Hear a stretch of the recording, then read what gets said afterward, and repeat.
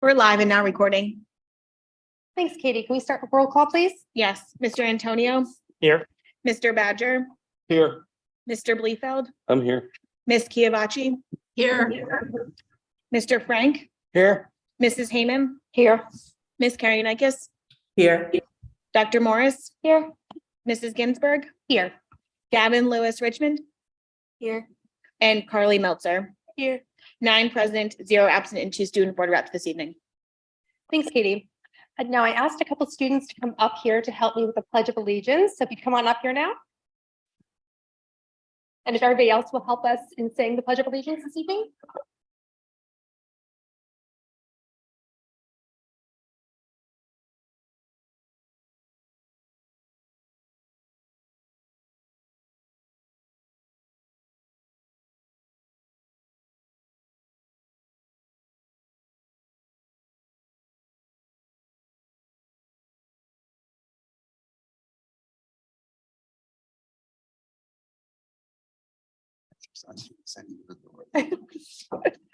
Welcome, everyone, to this meeting of the Wissahickon School Board. I want to extend a special welcome to our middle school students who are joining us here this evening for a special presentation. We're really excited about that. Looking at our agenda, you'll first see listed our prior meetings. We met on January 30th for a work session, public board meeting. February 6th was a regular public board meeting. February 13th was our Finance Committee budget workshop. February 21st, we had both a Communications Committee meeting and a Racial Equity Oversight Committee meeting. And February 22nd was the MCIU Board of Directors meeting. Next listed out are our upcoming meetings. March 6th is our next regular public board meeting. March 13th, we will have a Policy Committee meeting. March 14th is both a Curriculum Technology Committee meeting as well as a Finance Committee budget workshop. March 20th, we again have 2 meetings, the Communications Committee, as well as our Racial Equity Oversight Committee. On March 27th will be our next work session. Now we will move on to our presentations.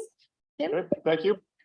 Tonight's a special night for a number of reasons, one of which is we have some guests with us from Wissahickon Middle School, but also because this night is already the superintendent's favorite of the presentations because of his bias towards the subject based on his previous teaching experience. And I'm thrilled to have a team of teachers and students from middle school talk to us about the social studies experience at Wissahickon Middle School. So it's a pleasure to introduce the leader of middle school, Ms. Beth Bauer, who will introduce her team and the kids.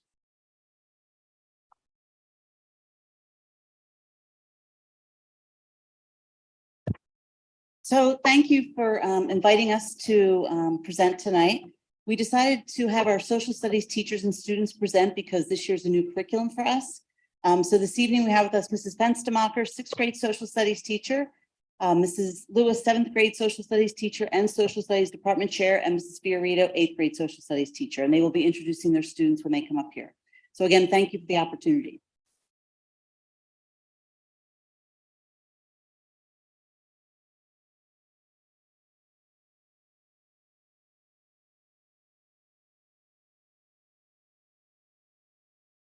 Hello, I'm Courtney Fenstermacher. I'm here to introduce my students. First, I would just like to say in 6th grade, we cover ancient civilizations. We start off the year with geography just to kind of get us started in exploring ancient civilizations. And then we go through, you can see the units there. So I will let my students take it away. They're sharing about a project they did. We love incorporating projects the most, just so they have, can pick things that interest them and get their hands on things. So they are sharing a little bit about something that we did regarding Egyptian pyramids. So Sarah Minnick and Ali Deemer, if you would come share.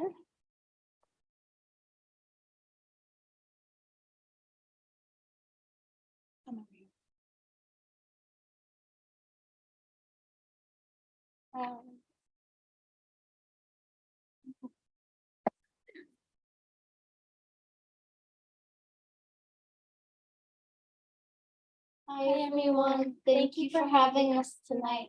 My name is Sarah and my name is Ali. We're here to share about a project that we completed after finishing our unit on the people of the Nile River Valley. this project, we created a 3D model of an Egyptian pyramid with a group of 3 to 5 students. Each group member was also responsible for an individual project piece. To start the project, we needed to work together to decide what project each group member would take. After each group member knew their independent role, we got to work on making it come to life. These individual projects focused on the people of the Nile River Valley. The projects were videos or essays that displayed our understanding of the gift of the Nile, hieroglyphics, the process of mummification, the social pyramid, pharaohs, and the economy. People doing the videos planned out a script, and people doing the essays wrote their essays. Some groups chose to have somebody proofread their essays and script. After our individual projects were completed, we learned how to create and print a QR code. We linked our individual project to a QR code that we would then add to our 3D pyramid. When all groups were finished, we went into the library and joined with another class to show our projects. Then we scanned each other's QR codes and left positive comments on the post. Overall, this project was fun because we got to expand our understanding of the people of the Nile River Valley, learn how to create QR codes, and get creative when decorating the pyramids. So this was our pyramid. So as you can see, it has the QR codes, each person's name, the title of the independent project they did. Most of the sides had pictures, and it was decorated. And then we had more group members than others did, so one person had to share a side with the QR code that held the sites that we use for this project. So we labeled the QR codes. Thank you.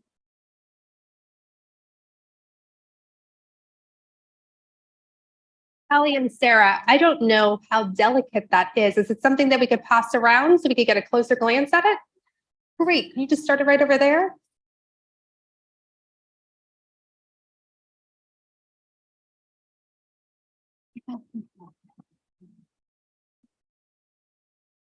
Okay, so hi, good evening. My name's Andrea Lewis. I'm the 7th grade social studies teacher, and I'm a department chair over at the middle school as well. So if you just look at the slides, the 7th grade curriculum actually picks up where the 5th grade curriculum ends in elementary school. So in 5th grade, students learn about the age of exploration, and they go through until colonial America. And then in 7th grade, kids pick back up with American history, beginning with the events leading up to the American Revolution, then winning the war, and then we move into Unit 3, which is about the Constitution. So in this unit, the students learn the 3 branches of our government, our rights and amendments, as well as the election process. And then after this unit, we continue studying American history up to and including the Civil War. Then in 8th grade, students pick up at the start of the year, right where we left off with Reconstruction.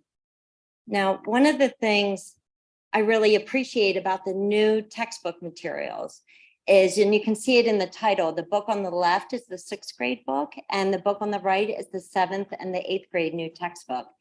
It's the same publisher that we used in the past, McGraw-Hill. But the new updated version now includes, and you can see it underneath the heading, voices and perspectives. In both the 6th grade and the 7th grade textbook, most lessons include a collection of primary sources that provide students with different perspectives on the same historical event. For example, if you look at this slide, I know they're very small, but I had to kind of bring them all together. This is an event that leads up to the American Revolution, but what the textbook will do is have probably about 2 pages or even 4 pages worth of different primary sources. It might be poems, it might be a speech, it might be song lyrics, it might be a political cartoon, but they bring it to the students in the forms of different lenses, so that students are looking now at an historical event through various lenses and different social groups to try to get a nice overall picture of the event. And that's something that we're really excited about this year. My seventh graders that are here tonight behind me are going to tell you about their experience with this website. It's called iCivics. iCivics is a nonprofit, nonpartisan educational tool that allows students to engage with aspects of our government unit by playing fun and educational simulations or games. Here are just a few examples of games students can play. Everything from tackling immigration laws to successfully crafting a bill so it can become a law to running for the White House. So tonight I invited my students, Samantha Green and Jordan Thomas, to share their experience with iCivics. And we'll start with Samantha, who will talk about her game, Do I Have a Right? Hi, everyone. My name is Samantha, and I'm here to speak to you tonight about the iCivics game, Do I Have a Right?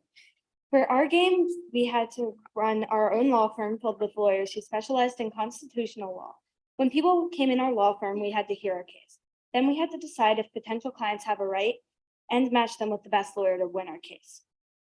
The more clients we served and the more cases we won, the faster our law firm grew.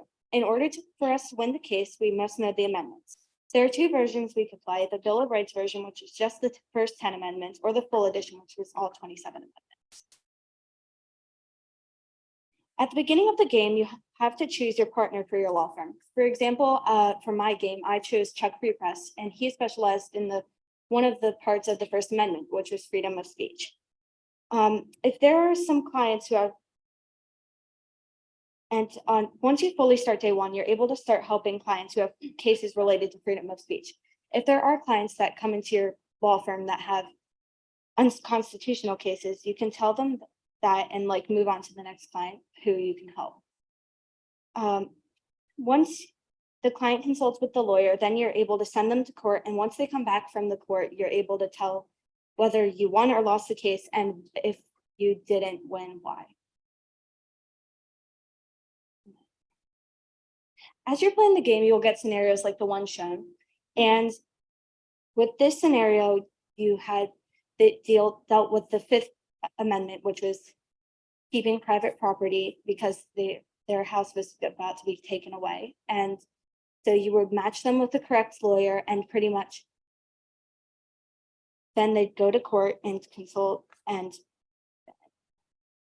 you, since it relates to keeping private property, you would match them with this specific lawyer because they were specialized in that specific amendment.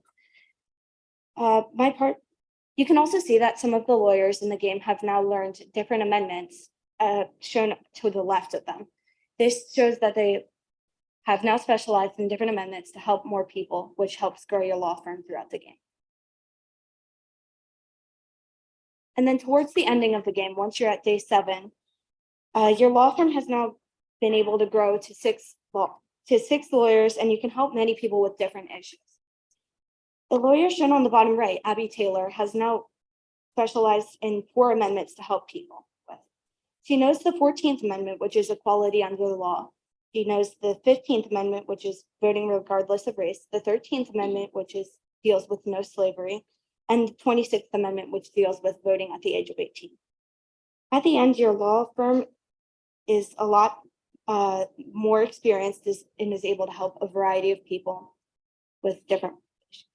Something that I liked about the game was that, along with the fact that it's a more interactive way to learn about the amendments of the Constitution, there was also a competitive edge, because as you can see, you can earn prestige points, and there's a way to have almost a competition to see who ends up with the most prestige points at the end and how many cases you've won or lost. Thank you.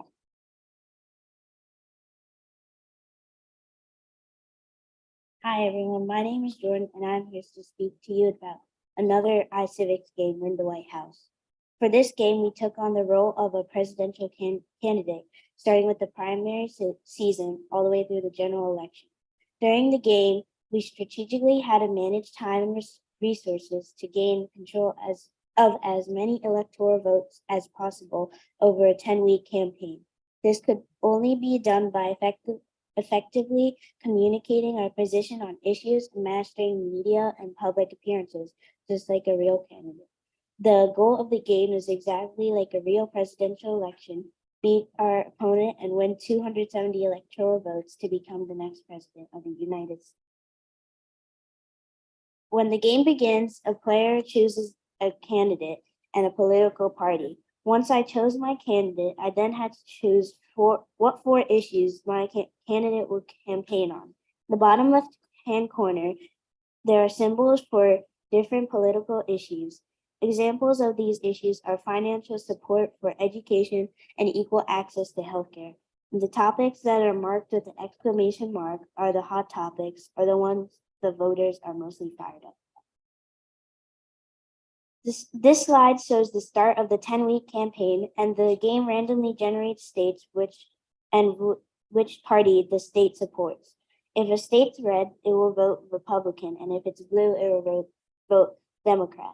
Other colors indicate what party the state is currently leaning towards.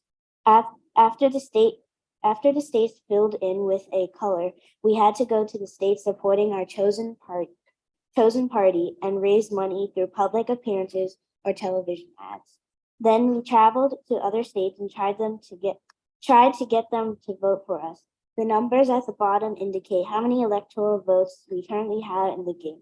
The number goes up each time we win a state's electoral votes.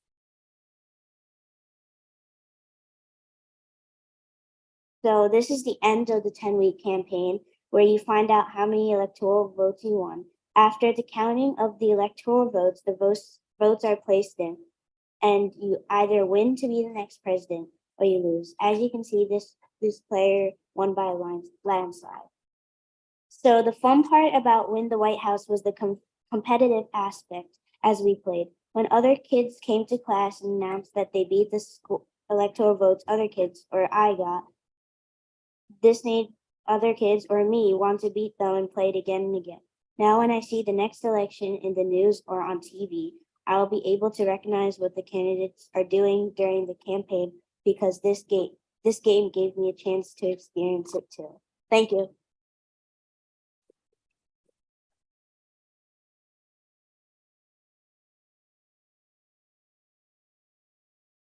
Hi, I'm Becca Fiorito. I teach 8th grade social studies at the middle school, and our unit overview is up. We have 8 units. We start with reconstruction, where 7th grade leads off or ends up, and we do approximately 2 units a marking period, and we go all the way to and through World War II. So it's a lot of history, but it's fun, and we actually have you guys to thank for that. For the resources that you've brought to us, the variety of them. This is an example that picks up after where Mrs. Lewis's slide was. The resources from the Voices and Perspectives journals leads to a page like this, where they collect and examine information from all those different sources: videos, reports, essays, interviews, photographs, autobiographies, speeches. And they break out into small groups. They do some research, and then they share out with one another to complete that. So that's one way we do that. And the Voices and Perspectives are very, they're very well done, and they're interesting. They have students in mind.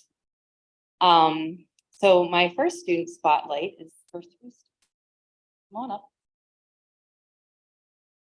up.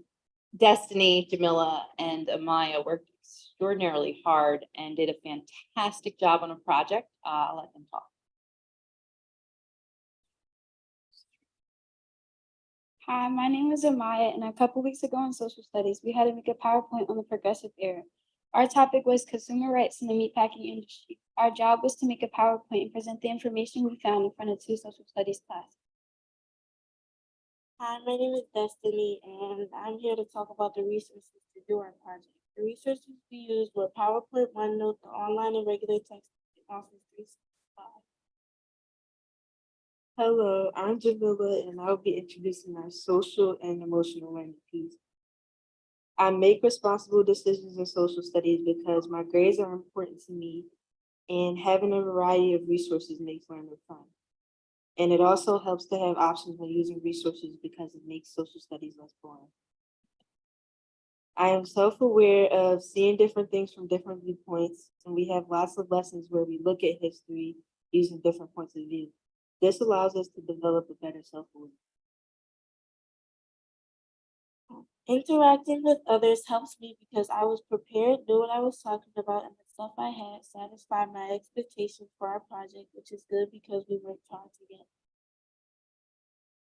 Having good resources helps with accuracy, and I was more confident in talking to my peers because I knew what I was talking about and I was more comfortable. Self-management. Self-management is the ability to make good choices behaviorally and academically. Our lessons in social studies often require us to work together, research, and make decisions on what information is correct. Quality effort equals quality. I'm going to close us off with social and emotional learning. In social studies, we practice skills like talking, listening, and participating, which helps us build confidence, which leads to success. Thank you.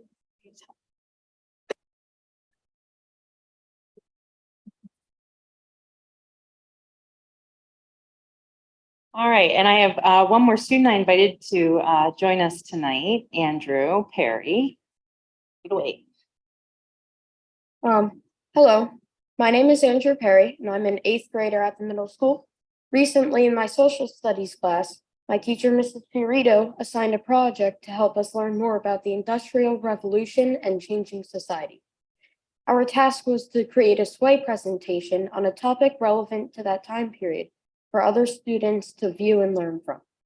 The topic that I chose was push and pull factors in the immigration experience, and I used multiple resources to create it.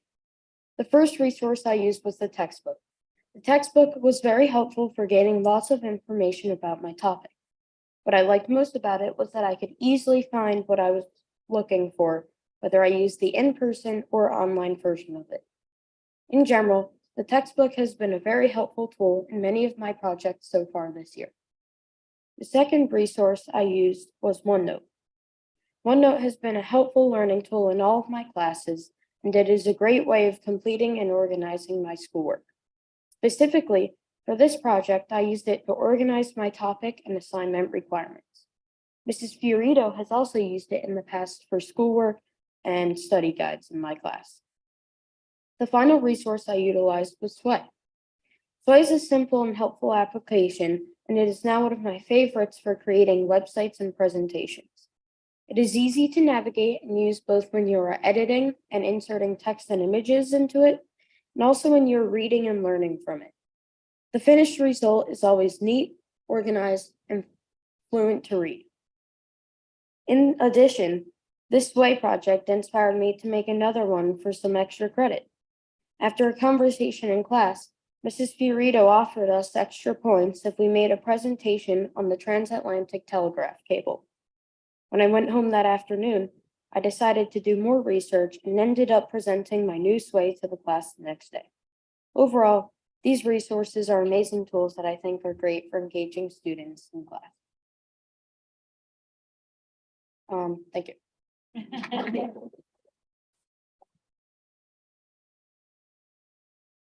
So that's the end of our presentation. Does anybody have any questions? That was an amazing presentation, all of the students. I did love that iCivics. That is so cool. Like, I wish we would have had that kind of tool for like studying for the bar marshal, don't you think? It would make it more fun. Yeah, we use iCivics quite a bit. They Yeah. even have an elementary level of it too, so you can pick the different grade levels. I don't know how much in elementary school yet they tackle some of the issues of the different branches or ranks, but it is there and it is available. It's a very neat website. We And also, it's constantly updating and Yeah. evolving. Like if something it becomes big in the news or it just in culture and society, then all of a sudden a game will appear that helps to address that issue. And the kids really enjoy it. They have a lot of fun playing it. They'll play more games than even I assign at times on their own, and you can't ask for more than that. Really. The social Yeah. life. we use it too in 8th grade for yellow journalism and things like that. I just put it up on an activity board for them to do and they like it a lot. So we use it for and it's changing a lot. It Yeah, always it's changing. updates to be current, and it's very student friendly. So more so than it is adult friendly. So I Yes.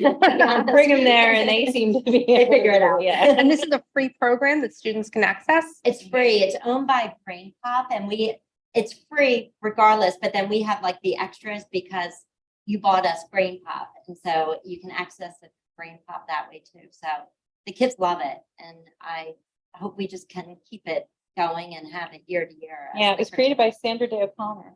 Back in 2009. Oh, wow. Well, I'm going to check it out for my children tonight. Yes, you Because it's should. really awesome. And I want to ask too, so Andrew, what is Sway? I don't know what Sway is.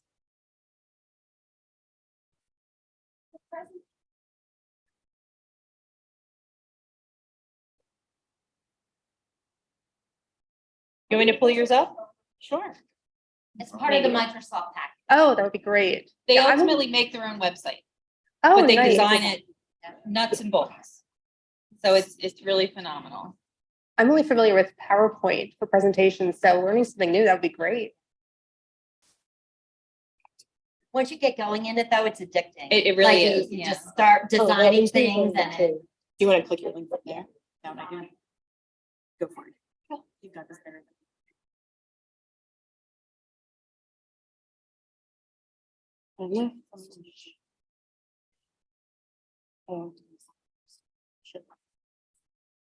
Click on.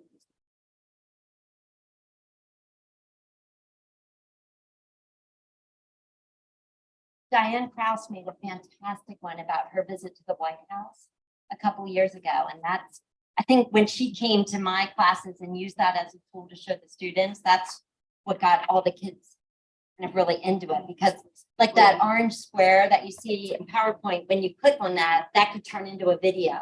It's just so interactive. It's like a PowerPoint on steroids, if I could use that kind of example. It's really fluid, as you said, Andrew, in your presentation.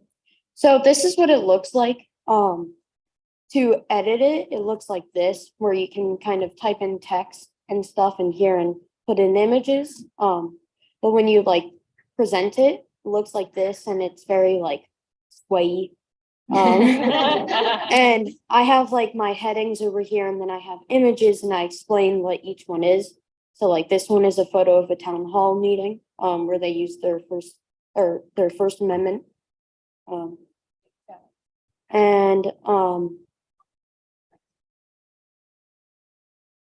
Yeah, so for each of my things, I did pull factors here, and push factors here. And then I also had some on the immigration experience in like, Ellis Island. And yeah. Well, that's exciting. I'll have to check out Sway as well. I've never used that for a presentation. So it looks really neat. It's very intuitive in a way, like as they were building these websites, they offer suggestions for images and content to go to certain links, like in the margins of the project as they're building it. So it's almost like it works for them. Sites like that. So. Any other questions? Yeah, any other board members, questions, comments? Amy. Yeah, go ahead, Jeff. Well, first off, thank you to the students for presenting this evening. It's very brave of you to come present at the podium in front of all of us, and you guys did a great job, and we appreciate hearing from you guys directly. For the teachers that are here, you guys mentioned that this is the first year of the new social studies curriculum, I believe. Can you just tell me from your perspective, what are some of the big changes or improvements versus the previous social studies curriculum? And really address that. One thing that I just want to be very clear on with our curriculum in 6th, 7th, and 8th grade, it was more of a revision rather than a brand new from scratch curriculum. One of the things I think that changed the most was what we mentioned regarding the textbooks. We stayed with McGraw-Hill, and that's our hardback or hard copy, as well as the digital copy.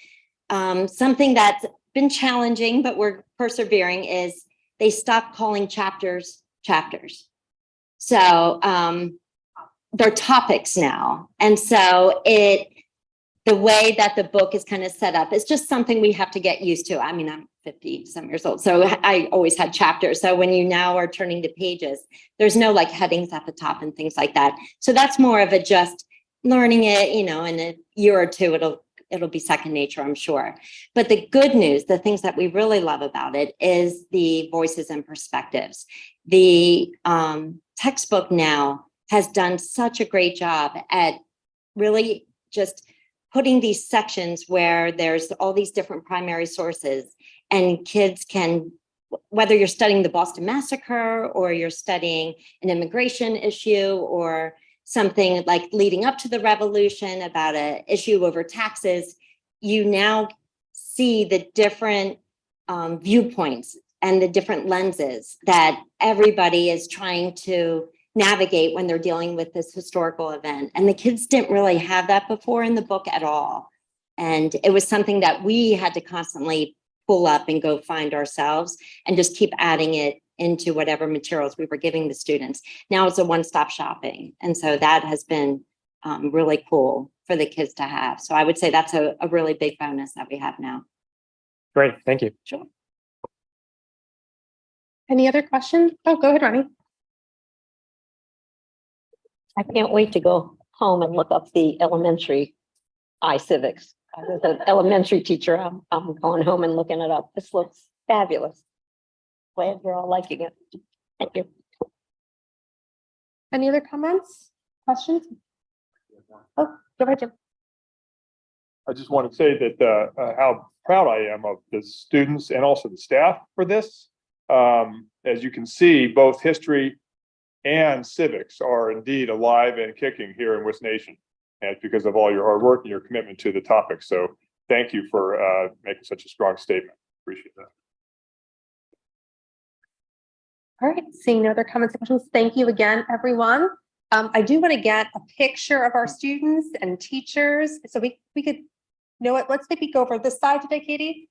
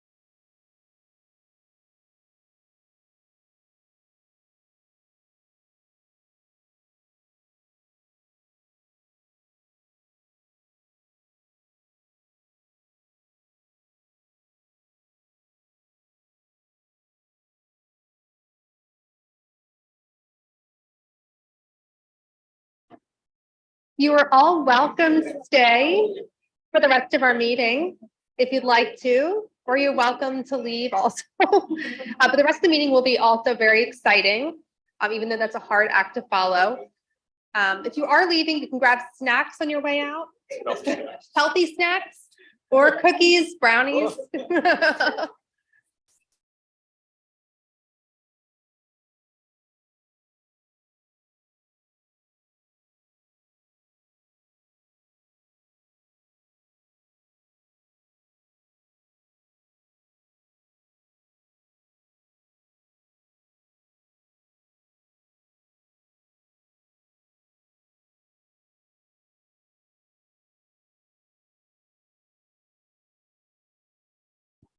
All right, well, that is very hard to follow, ladies, sorry, but we are going to move on now to our monthly high school highlights.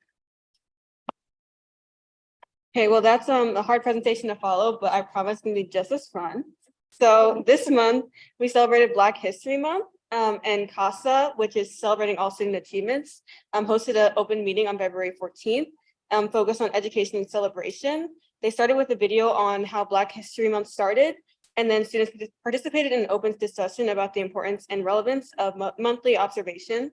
And then they had a panel discussion for members of the community who are in the Black community and the challenges they faced growing up and the successes they found through perseverance and hard work. And then Black History Month books were also featured in the library, and certain history classes studied key African Americans during Black history. And kind of correlated to it, on February 16th, a group of WHS student leaders went to the DVCEE, for excellence in equity. And the goal of this workshop was to help support the development of the leadership and academic potential of the student participants.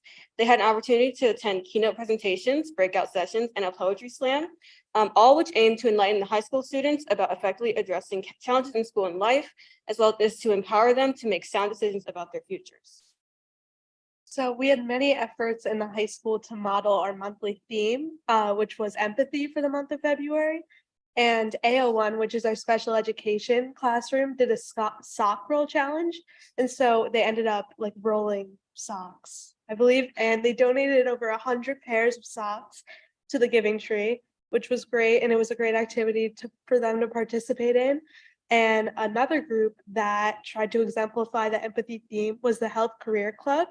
And they are selling first aid kits, and all the profits are going to Ukraine efforts for necessary medical kits.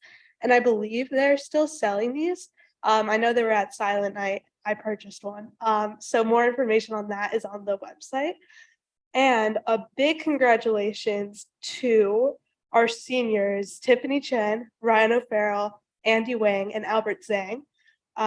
They are recognized as the 2023 U.S. Presidential Scholars.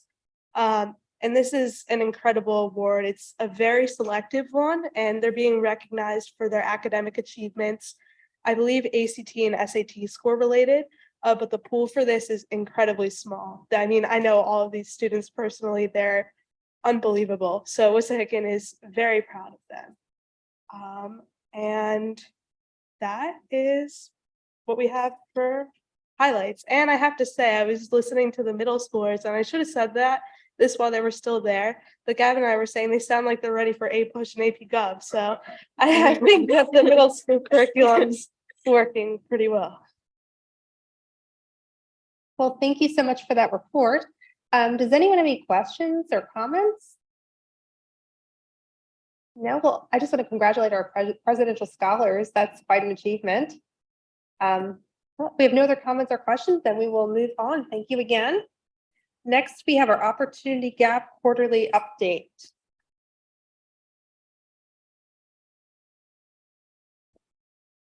Okay, thank you. I would like to point out that that was also a difficult presentation to follow, ladies. So thank you for those highlights. It's always nice to hear the great things are going on at the high school as well. Tonight's presentation is the next step in a sequence of things that emerged from the board's decision about two of its goals, district goals for the 2022-23 school year. You recall the first goal was to create a dashboard, or really it was a warehouse and a dashboard so that anyone could go find data on the various ways we assess ourselves in terms of the gaps that might exist and the plans to fix them. And we used to do that on an annual basis, and the board's thought was, well, that's just one time a year and we'd better to have it more accessible. So we are in the process of developing that dashboard on our website. It'll have two pieces, and I'll share that in a little bit. And tonight's point is to share out what the landing page concept will look like. And then this came as in response to a request from the board last quarterly update, which was the board wanted like a little explanation of the indicators we use. So we'll do that tonight as well.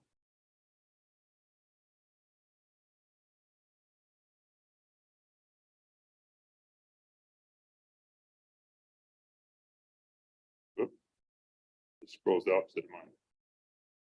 Okay, so what the landing page of the website, it won't look like this, but the concept is this, is it's going to have our currently 6 what we call equity indicators. That's on the left side. And I'll go over each one in a second, very briefly. And I'll also share what we use to measure them, each one.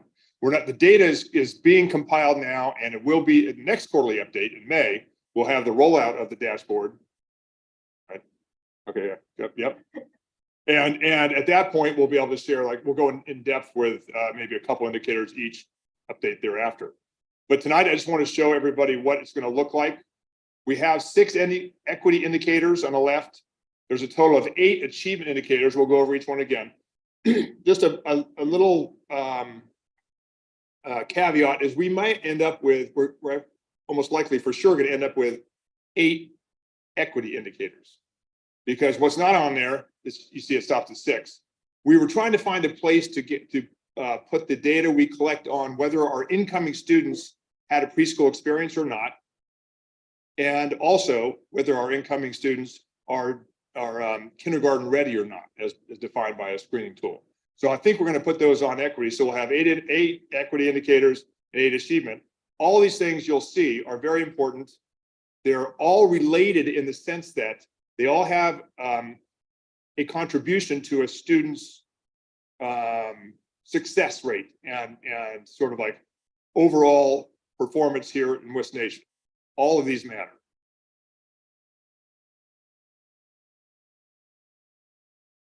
This little note here, so the concept is there'll be a link on the landing page, and if someone's particularly interested in the special education indicator or the PSSA indicator, that'll take them to a different page. On each of those pages, there will be a description of the indicator, which I'm sharing tonight, which data we collect, I'll share that tonight, a narrative as to why this indicator is important, and that's a little share out tonight. And then also, that's where the historical data tables will be by indicator, and perhaps most importantly, our indicator specific response plan to close the gap that we see in those indicators. Okay, so that's the concept. You see the landing page, there'll be maybe 16 links to go to the whatever page someone wants to, and then the things in red there will be what they'll see on those back pages. Okay, and then again, tonight we're just going to go over the indicators, tell you what they are, and it'll give you, I think, a very comprehensive picture of just how much this dashboard is going to capture. Okay. First 2 equity indicators is belongingness.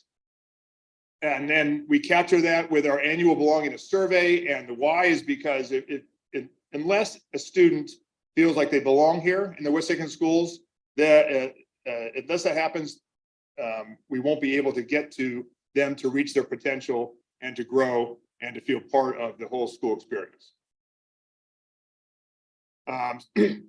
Another indicator is special education enrollment. And of course, that's just an easy annual count of the students with IEPs.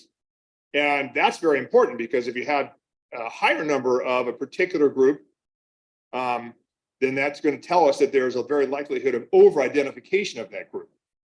And these are not new in the sense that the equity indicators have been looked at in the Racial Equity Oversight Committee. We haven't really gone into the data tables, but we've talked about these topics. And we brainstormed for ways or things that we can put into the plan to close those gaps. Next 2 equity ones, the gifted enrollment's the same sort of thing as special education. If there are lower numbers of a particular group, that's indication of under-identification. Student discipline, we've spoken about in this forum and also in REOC. And those will just collect annual student discipline records. And same thing there, if there's any sort of over-identification or over-application of certain kinds of discipline consequences, that's going to result in more, or could well result in higher risk for exclusionary discipline practices. And of course, the less time someone's in school, the less time he or she has to learn. So that's not good.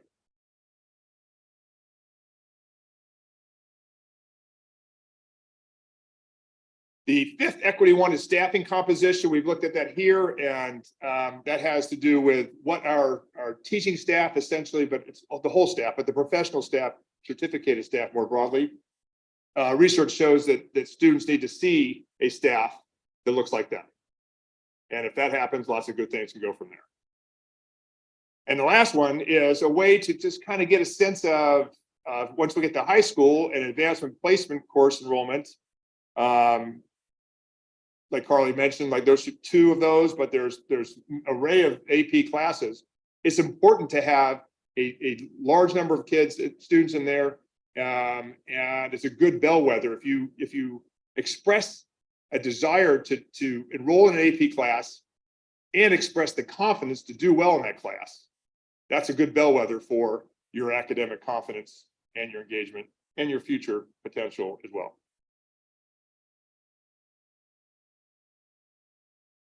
The achievement indicators, we have gone over these, all of these in the past. I won't spend too much time on them, but this is an example. In future quarterly reports, we'll go inside the numbers. So for example, reading on grade level in grade 3, I mean, you can make the argument that might be one of the most important. We collect DIBELS data and also MAP data, blend those together, come up with the answer to the question, is the student reading on grade level? Yes or no? And you'll see all the data tables for that in the dashboard. And then of course, the reason why is because of the ability to read kind of opens the door and is the key to all future academic success. In grade 4, we measure mastery of math facts. That seems pretty, pardon the word, elementary. It is, but it's also really, really critical because if you don't have immediate grasp of those facts, then when you go on to higher concepts, it's that much harder because you're stuck trying to remember what 6 times 8 is.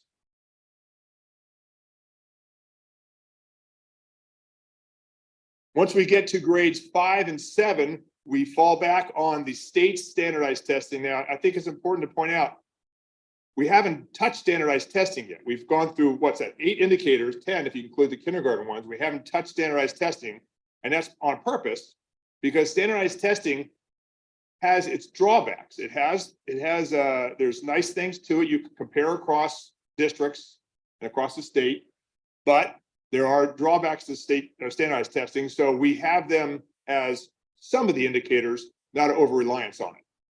In grade 5 and 7, we do, and that's easy enough to just take whatever the results are in both ELA and math. And as it says here, the grade 5 is get a little sense in how the students do at the end of their K-5 experience. And then grade 7 is how they're doing in the middle of their middle school years.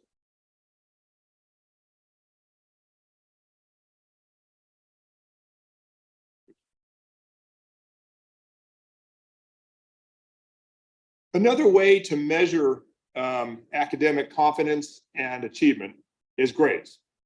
That also has some flaws in the sense that you could be one of those kids that just put their nose to the grindstone and grind out the extra credit. Well, we heard this. We've got some budding Supreme Court justices in this room earlier tonight, grades are an indication of if you're engaged and if it matters to you. It's an alternate way. So we add that in this case in grade 8. Look at honor roll, yes or no. We combine that with standardized testing and the earlier local assessments for a really robust picture. Moving to high school, we do use again standardized testing, Keystone proficiency in grade 10. That's the look at their high school years. And then the last two, another look at grades, this time at the end of towards the end of high school, as opposed to towards the end of middle school. And then the last one I think is really important. The last one in blue is different in that here, for the first 7 of these, we're almost measuring like achievement on an absolute basis at a static point in time. We have a assessment in grades 3 to 5 in elementary. It's called the MAP assessment, and the MAP company, Northwest, I think, Education something. They have a sophisticated way to create student unique growth targets.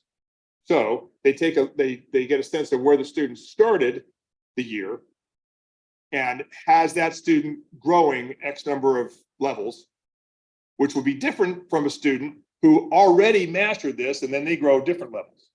So it's student specific growth targets. And our mission here is, hey, did the student meet his or her unique personal growth target, yes or no? Because if they counted as a no, let's say in the PSSAs, because they weren't yet proficient, they're still emerging learner, so they counted as a no, they may well be making really awesome progress. And our staff may be doing a great job with them, growing them from where they started. They're going to be a yes on this one. And I think that's really important. So this is the sum of all of the indicators. We have 8 achievement ones. We have the 6 plus likely 2, so there'll be 8 equity ones. And they'll be there, all there on the dashboard, all this information, plus the data tables, plus our plans for closing whatever gaps that we may observe. That is the quarterly report on Opportunity Gap Matters. Next meeting, we have the quarterly report on SEL. And I'm happy at this point to take any questions that anybody might have on any of these things. Thank you so much for that presentation, Jim. So I'll start off with the questions. I have one question about one of the factors you had on the chart concerning AP courses. Okay. And I realize this isn't a presentation specific about that, but you mentioned that we're going to be looking at those that inquire as well as those that actually sign up. Those are going to be the 2 things. Sorry, yes, that's a good clarification. This data collection will be those who actually are in the classes. Okay. Now, we've made some good progress on this. Like there was a time when there were gates to AP class enrollment and you had to have teacher recommendation or you had to have X or Y. And districts all over know now that those gates need to be widened a little bit. And it's not a fixed number of students necessarily. And there's not just one source of recommendation or indicator that you can handle it or not. There's lots. So, and we hope that our changes in those, in the way the gatekeeping happens, will result in more students in AP classes and students from different demographic backgrounds as well. And I hate to focus just on the same factor, but so that gatekeeping process, what exactly is that now? Like, what are we? Well, doing? maybe we should have this one be the first one we take a look at in May. It depends on the course. If it's a quantitative based course, there are some limitations to, if it, let's just, I'll just say physics. If the student hasn't made it through, say, algebra yet, okay, it's going to be hard to get to meet with success in, say, AP physics, for example. On the flip side, as we heard tonight, like if you demonstrated some prowess in reading and your social studies teachers in the past have noticed that you are interested in how the U.S. government works, that gate isn't quite as specifically defined because it's not really quantitative as much as it is qualitative. Yeah, if we could focus on this one, perhaps as the first factor, like one of the things that I'm just thinking about with AP classes is I would like to know a little bit more about like gatekeeping and how many students like actually qualify, but then actually don't take the course and why they don't. Like if it has to do with, for example, like the students we met with at the high school, some of them mentioned that their family relies on them financially. So they work jobs after school. And we heard from other students about, they're taking multiple AP classes and the amount of homework they have and the amount of time that these courses take. So the students that aren't actually taking them, like what is the reason they're not actually taking those courses? That's a really good question. And we have we have some teachers with us tonight who deal with this. And the point being is that when you are a very high achieving student, you have choices to make. And part of the pressure put on those high achieving students is the criteria that the next level colleges use to offer admission. There's lots of pressure to be in as many high level courses as you can get into. And then that results in what you just identified as like an incredible load of work balanced with all the other things you want to do as a 17-year-old. And it can cause some tension. We'll explore that first. We'll put this one on the I guess probably the May quarterly report along with one other one. And we'll try to get to some of those issues you raised. Yeah. Great, thanks, Jim. Are there other questions or comments? Yes, go ahead. Yes, so in my AP seminar class, my group did a presentation on student motivation, and we found that marginalized groups had like a lack of student motivation, and a lot of it was attributed to a lack of equity or belongingness. So I'm really glad that we're doing this. I probably said it last time, and I'll keep saying it because it's really important, and I'm excited to see the next update. Excellent. Well, Gavin, you are welcome, and in fact, encouraged to keep saying it because you're living the experience, and you're right in there with it, and your points are spot on. Absolutely. Other comments, Joe? Yeah, Jim, thanks for this update. I'm particularly interested and excited about the equity indicators and the dashboard that's coming related to that. One thing that I want to be clear about is that through the Racial Equity Oversight Committee, we've taken a deep dive on a number of these items. And certainly for 2 through 6, belongingness is kind of a new factor we don't have great data on, but we're building data on. But for all the other special ed, gifted, student discipline, staffing, and AP courses, we do have data and evidence that shows that we have large disparities in the data related to these topics. AP courses, as an example, is one that would be great to dive into because it's a little more nuanced than I think most people think about, is that if you look at the composition of students in our AP courses versus our academic courses, you'll see huge disparities on the types of students in there. In AP courses, it's primarily white and Asian, very few Black and brown students. And then over much larger percentages, representation of those students in our academic courses. So individual situations and decisions might differ, but on a macro level, at a district level, at a system level, we can see huge disparities. There's something in the process that's leading through to these very disparate outcomes. And in the committee, we talked about different factors. Some of it's the gatekeeping, teacher recommendation, for example. Teachers may be more willing to recommend one student versus another to take AP Calculus, independent of the student's actual desire or motivation, just because, right? Students themselves, certain students might not feel like they're welcome or that's a safe space for them to be in an AP class because other students like them are not in there, right? So there's a whole bunch of factors that contribute to this. And I think the importance is that we actually put the data out there to put a spotlight on it so that we as a district will understand it and try to do something about it, right? And it's not just one simple thing. It's a whole multifaceted set of things that we, I think, as a district need to kind of wrestle with and figure out what's the right mix of things to try to, over time, improve the composition of who takes AP courses. And the important thing, and Jim, I hope this is part of the explanation for why we're looking at AP courses, is that 20 years ago, 30 years ago, when we were in school, AP was considered the domain of elite students only, right?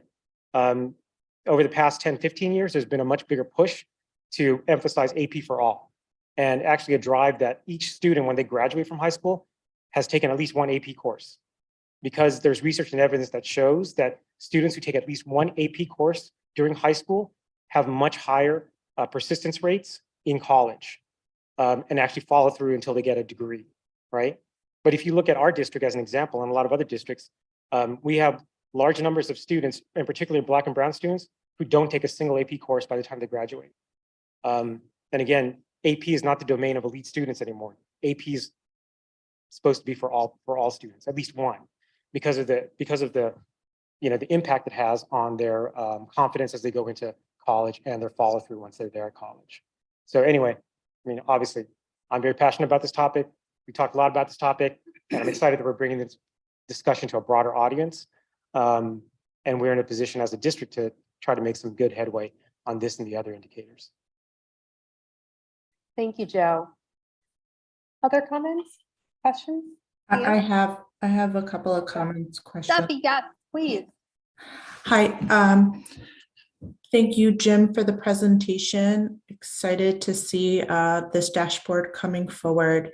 Sorry to be on the AP train, but I have follow-ups there as well. As you alluded before, AP physics would be one that would require some sort of prerequisites to get into. My understanding is you almost need to have a good chunk of honors classes to kind of get into an AP or an AP-ish track of classes.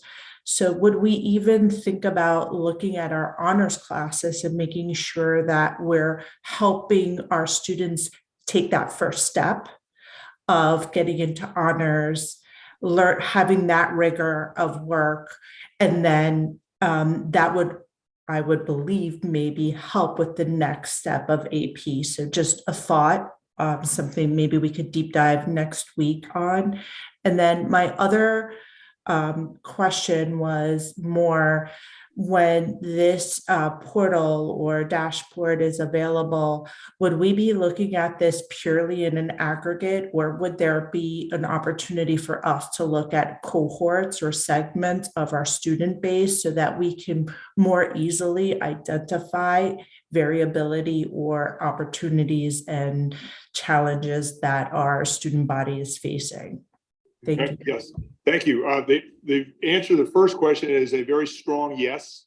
There is and there is already, and there will continue to be a strong value in getting more students into the honors level, and maybe in the early part of their high school career, so that they can get some confidence, and then they can be AP in the future. I think the answer to your second question is yes. Let's see what the dashboard looks like, and then maybe it will help me understand a little more about what you're asking there. It's going to be a very robust set of data points, and there's going to be, we hope, some simple graphs to portray the data, and then we can always slice the data more if we need to. Yes, Dr. DeWine. I just wanted to offer and put a plug in for our Racial Equity Oversight Committee meeting on April 17th. AP courses will be one of the topics on that agenda, so maybe worth tuning in. That's perfect, actually, because that'll be before the next quarterly report here. So someone else will do all that talking, and I can just be up here and say, just like they said in April, yeah. Deanne, did you have a question for? Oh, I don't know if I missed this. When was this supposed to go live? That was my question. We're gonna say late spring, but little like, because that's probably when it's gonna be. It will definitely be by the end of the school year, and we're targeting late spring. And then how often will the data points be updated? So that's a good question. And one of the nice things about this dashboard is once it's up, then the structure's up, it won't be too hard to say load the newly received grade 7 PSSA or the newly determined GPA of this and such. It will be different times. And I'm thinking there'll be a column on that landing page, or at least on the secondary page, as to when it was last updated. It won't be like a once a year like we used to do. It'll be as the data becomes available. Great. Any other questions or comments? Okay, seeing none. Thank you so Thank you. much, Jim, for that presentation. All right, we'll now move on to our first public comment period. I have no one registered in person. Katie, when you have a chance, can you just check if anyone's registered online? All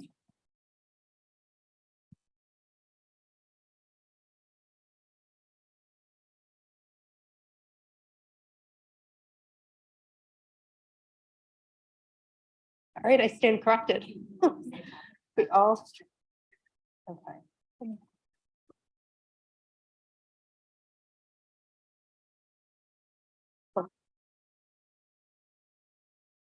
All right, so we have 3 speakers in person. So we'll start with Chuck Worsbad or Worsbad. When you come to the podium, please state your name, where you reside, and the topic. And I'll just remind everyone that's going to speak, you have 3 minutes. And I'll cut you off if you go over. So try not to. I'll try not to go over. Thank you. I'm Chuck Worsbach. I am the director of the Wissahickon Girls Lacrosse Program, and I'm here to talk about the multi-purpose field proposal. Having volunteered with certain members of the board here for various sports over the last 15 years or so, but Wissahickon Girls Lacrosse Program serves the members of this community. About 95% are families that live in the school district. About 60% of them actually go to the schools here, but they're all mostly members of this school district. And each year that number grows in terms of the number of families that are from Wissahickon School District. And we provide a fundamental teaching program for girls lacrosse in the spring. And we use our fields here at the school. And we have been doing that, I like to believe, for the last at least 20 years. I have been involved since 2008. And I have spent every second week of March walking up to the fields and and coaching kids. Everybody in our program is volunteers. There's no paid members of our organization. One of the things when I talked to Jim about this, the proposal for the new fields, one of the issues that we do have is fields, frankly, and the availability of fields, especially in the spring. I don't have to tell anybody here that the weather at this time of year is completely unpredictable, and it really affects what we can do for the members of our club and in this community, and what we can offer them. We are limited by assets. We're listening about our assets being our coaches, our volunteer parents who give up their time, but we're also limited by the fields that are available to us and whether or not they're even playable. A turf field is a game changer for our organization, frankly. I can't explain that enough, because if we have bad weather, it affects multiple teams for multiple days until the fields are ready. A rainy afternoon or rainy morning goes away. By the afternoon, these kids get a chance to learn. If it rains and it's on a grass field, it could be days, and it happens every year. And it's very tough for us as an organization to do that. The other problem that we have is that we can't offer things during certain times of the year because of the weather. But right now, if I had a turf field in January and February, if it was warm enough, we could have kids out there playing. I can't really do it on a grass field. It's just not safe for them, frankly. A lot of times the field isn't ready for them to play. We could offer more to the community if that was available to us. And I hope it's approved. Thank you. Thank you for those comments, Chuck. Katie, is there anyone registered online?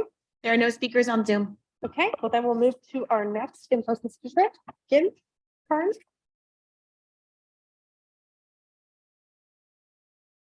Hi, everyone. I'm Jim Cairns. I serve as Director of Activities and Athletics at the high school.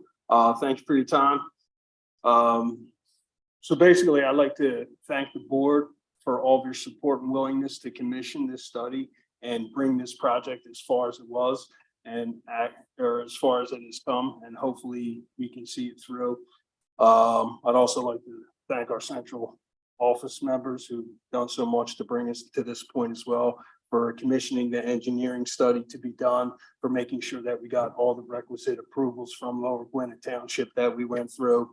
From a district standpoint, we are a district of excellence. Dr. Crisfield talked about all the things that we're looking at from our academic and our equity standpoint. As Director of Activities and Athletics, I really believe we are an extension of the classroom, and so much learning takes place in our clubs and in our sports. As Chuck talked a little bit about, every day he gets an opportunity to work with young ladies in the girls lacrosse program. What we're teaching there is life lessons, how to be a team player, how to play by the rules, how nothing worth having comes without hard work. So we are truly an extension of the classroom. And I might say sometimes some of the lessons we learn outside of the classroom can last you even longer. As Chuck touched on, weather. We start spring sports this Monday, March 6th. I don't know if anybody's looked at the weather forecast, but literally our fields that are at the bottom of our parking lot do not drain well. If we get rain, if we get snow, they could be out for weeks. That's not an understatement. If they're out for weeks, we have kids losing out on opportunities. And I'm talking all kids, not just athletes, anybody. From an HPE standpoint, we talk about lifelong fitness and healthy lifestyles.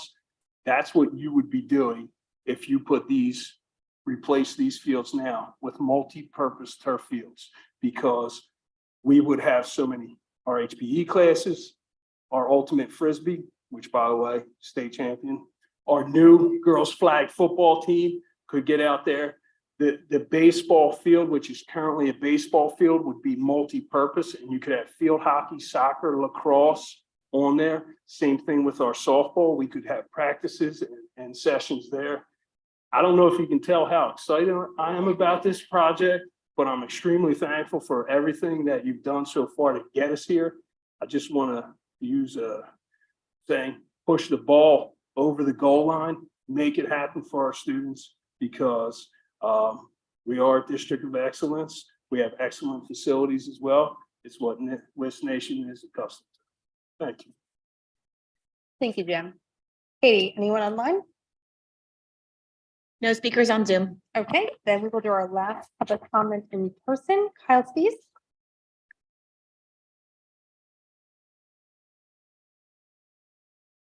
Thank you very much. My name is Kyle Spees. I'm a resident of Whippane Township, here to talk about the turf fields as well. I'm a resident of Whippane Township and an alumnus of Wissahickon School District.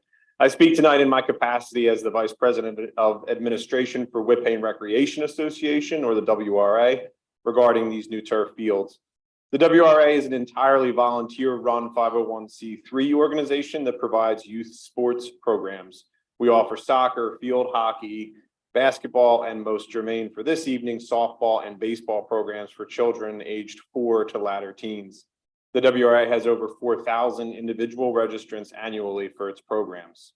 The WRA serves Wissahickon students, is a feeder program to Wissahickon's athletics, and has a close partnership and working relationship with the school district. We are a primary and preferred user of several of your existing facilities, which we greatly appreciate.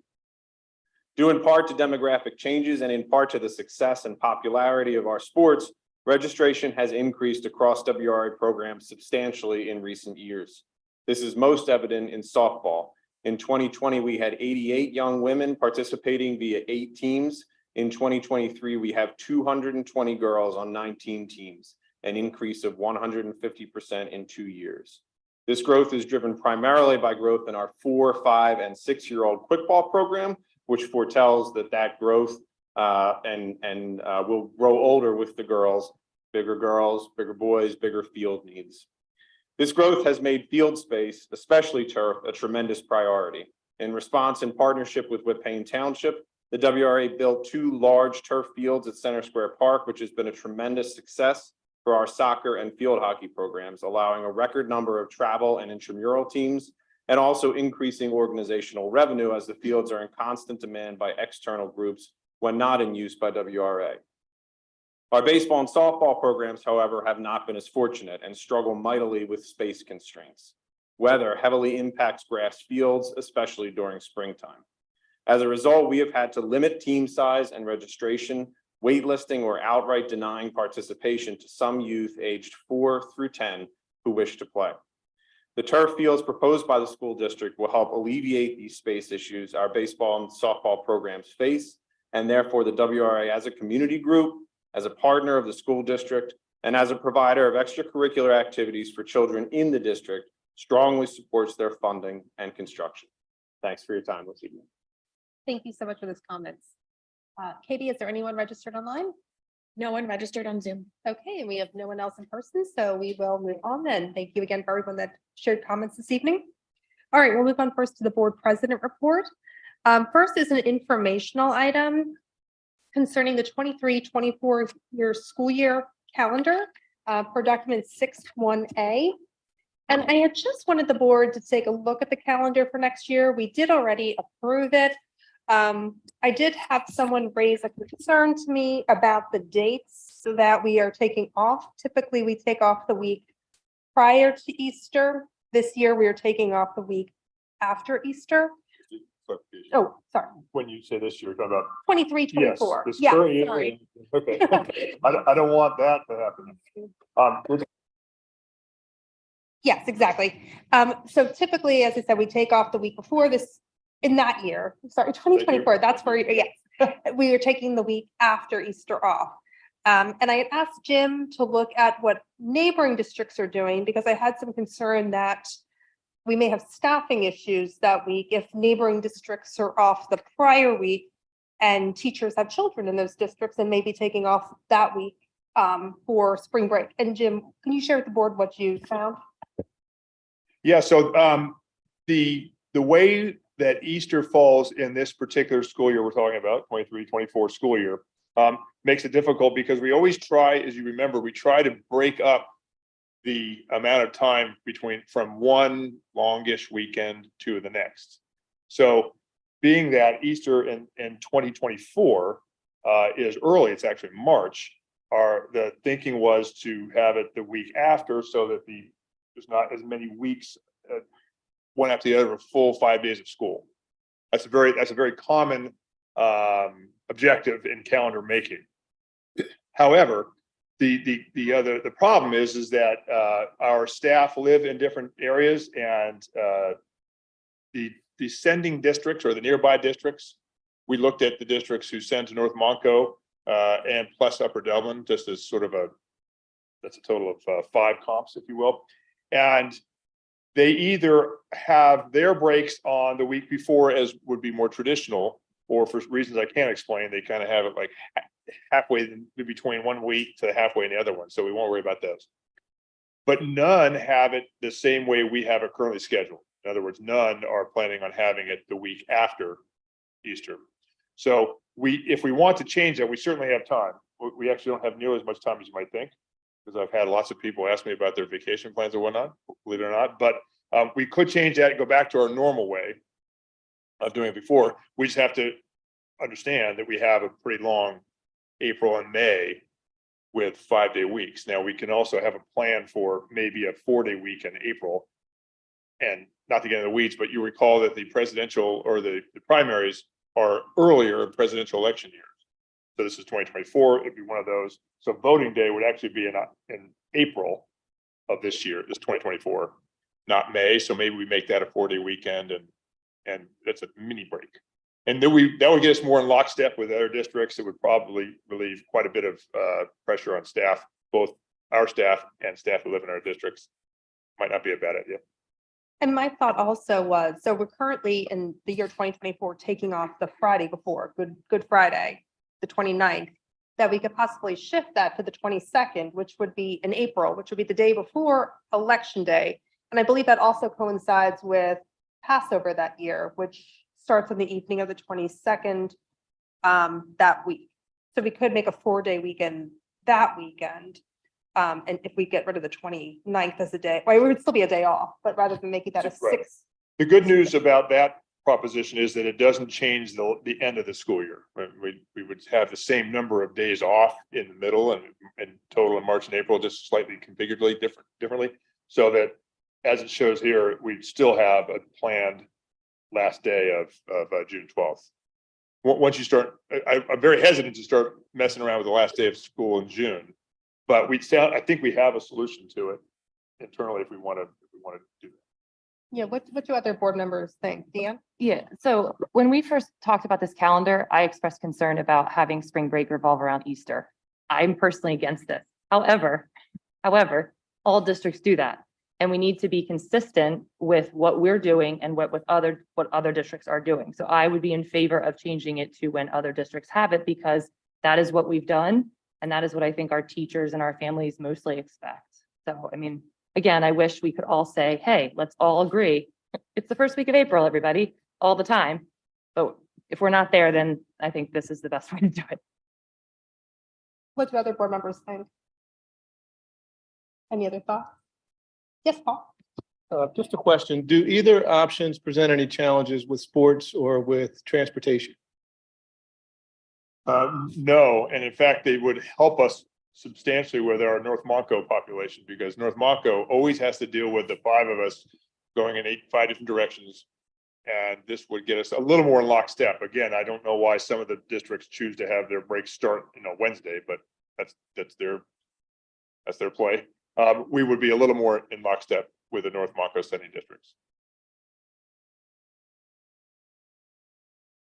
Is anyone opposed to moving it? Well, then perhaps we could put that on as an item for next week for voting. We'll have a bolded item, so it's new. I mean, we discussed it this meeting. It'll just be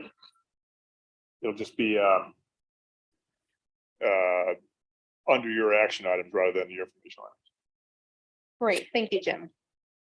All right, then moving on to the action items. The first one is approval to establish the Employee Relations Committee effective March 6th, 2023 per document 6-1. And I'm really excited about this opportunity to have this forum where we can meet with representatives of the teachers and of staff and have an open dialogue with them.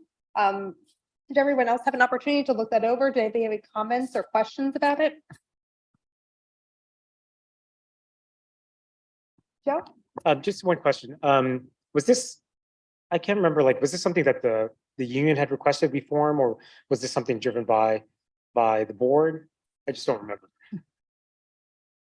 Board driven, I believe. Yes, it's something that we had requested that we look into to have like a more open dialogue with the teachers union. Okay. Ian? Do we think we're gonna have teachers that want to serve on this committee? Has there been any interest, or like, has the union said anything about that, Jim? Haven't really explored that so much with the union yet, but they'll find 4 people. Any other comments? Quick question for Jeff. Jeff, this committee is going to be separate and apart from the committee that we normally engage in collective bargaining or labor negotiations. Do you have any, I guess, advice on how we make sure that this committee doesn't like sort of step on the toes of whatever work we're doing with collective bargaining, or how we try to stay away from that?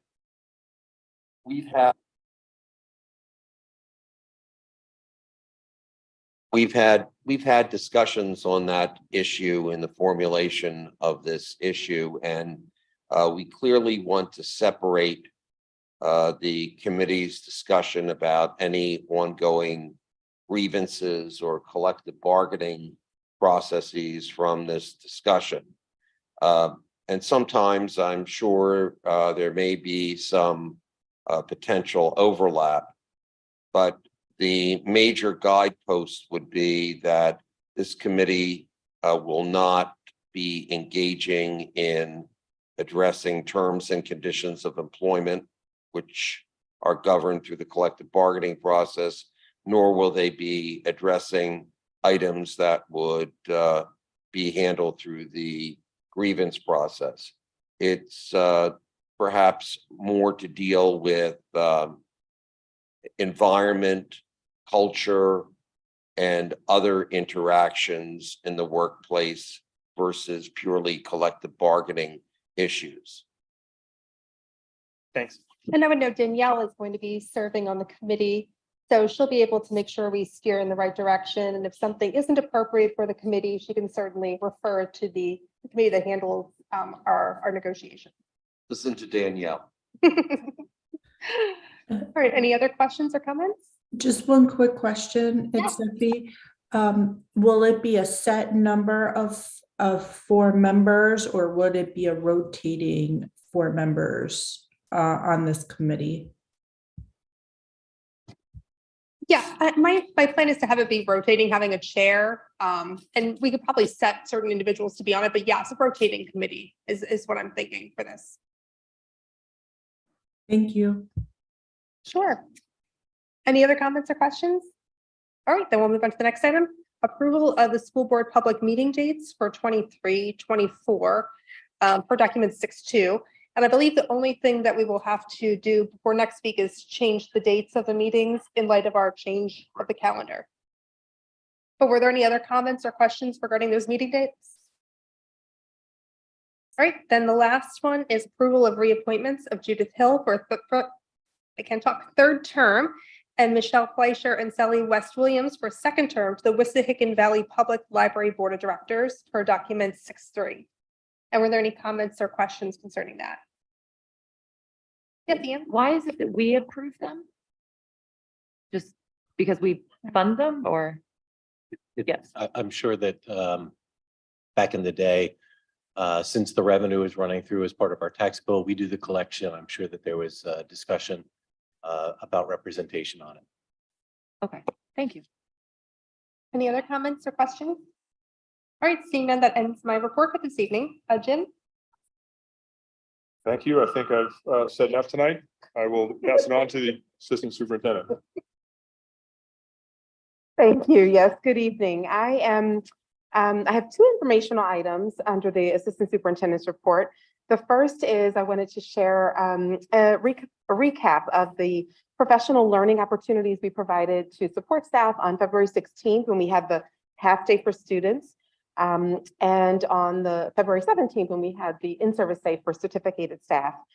So on the 16th, we had the second of 2 support staff trainings this year for all district support staff. And the session focused on social and emotional learning, trauma-informed practices, and belongingness. What was wonderful about the session is that these topics were addressed and worked through, but in a way that helped support staff focus on application, applying to their work experiences and their work relationships, which was wonderful. The session also focused on some very important state-required school security trainings as well. Then on the 17th, when we had our in-service day with all certificated staff, the morning focused again on trauma-informed practices. Trauma-informed practices, just so we are all recalling, is an area that's a required training for school districts with the new Act 55 updates. And so it's important for us to continue to engage our staff in these learning experiences. And of course, we started with trauma-informed practices for training for staff last year. So before the state decided this was a requirement, our district was already engaging with our staff on this very important topic. And so the focus was also on understanding behavioral health awareness, including topics such as bullying and substance abuse, and thinking about and noticing the needs among our students. Later that morning, there was a host of other topics that focused on supporting teachers' continued professional learning needs, which included best practices for small group instruction in reading and math, as well as powerful practices for supporting English learners and all students. And then in the afternoon, as is always on our in-service days, certificated staff focused on school-based professional learning activities under the leadership of the building principals. Our next in-service day for certificated staff is on May 16th. And so I look forward to sharing a brief update with the board at the June meeting regarding those opportunities. Any questions on that topic? Okay. Seeing none, I'll shift to my next informational item, which is an update from our school. Get this situated. Oh. Sorry. Here we go.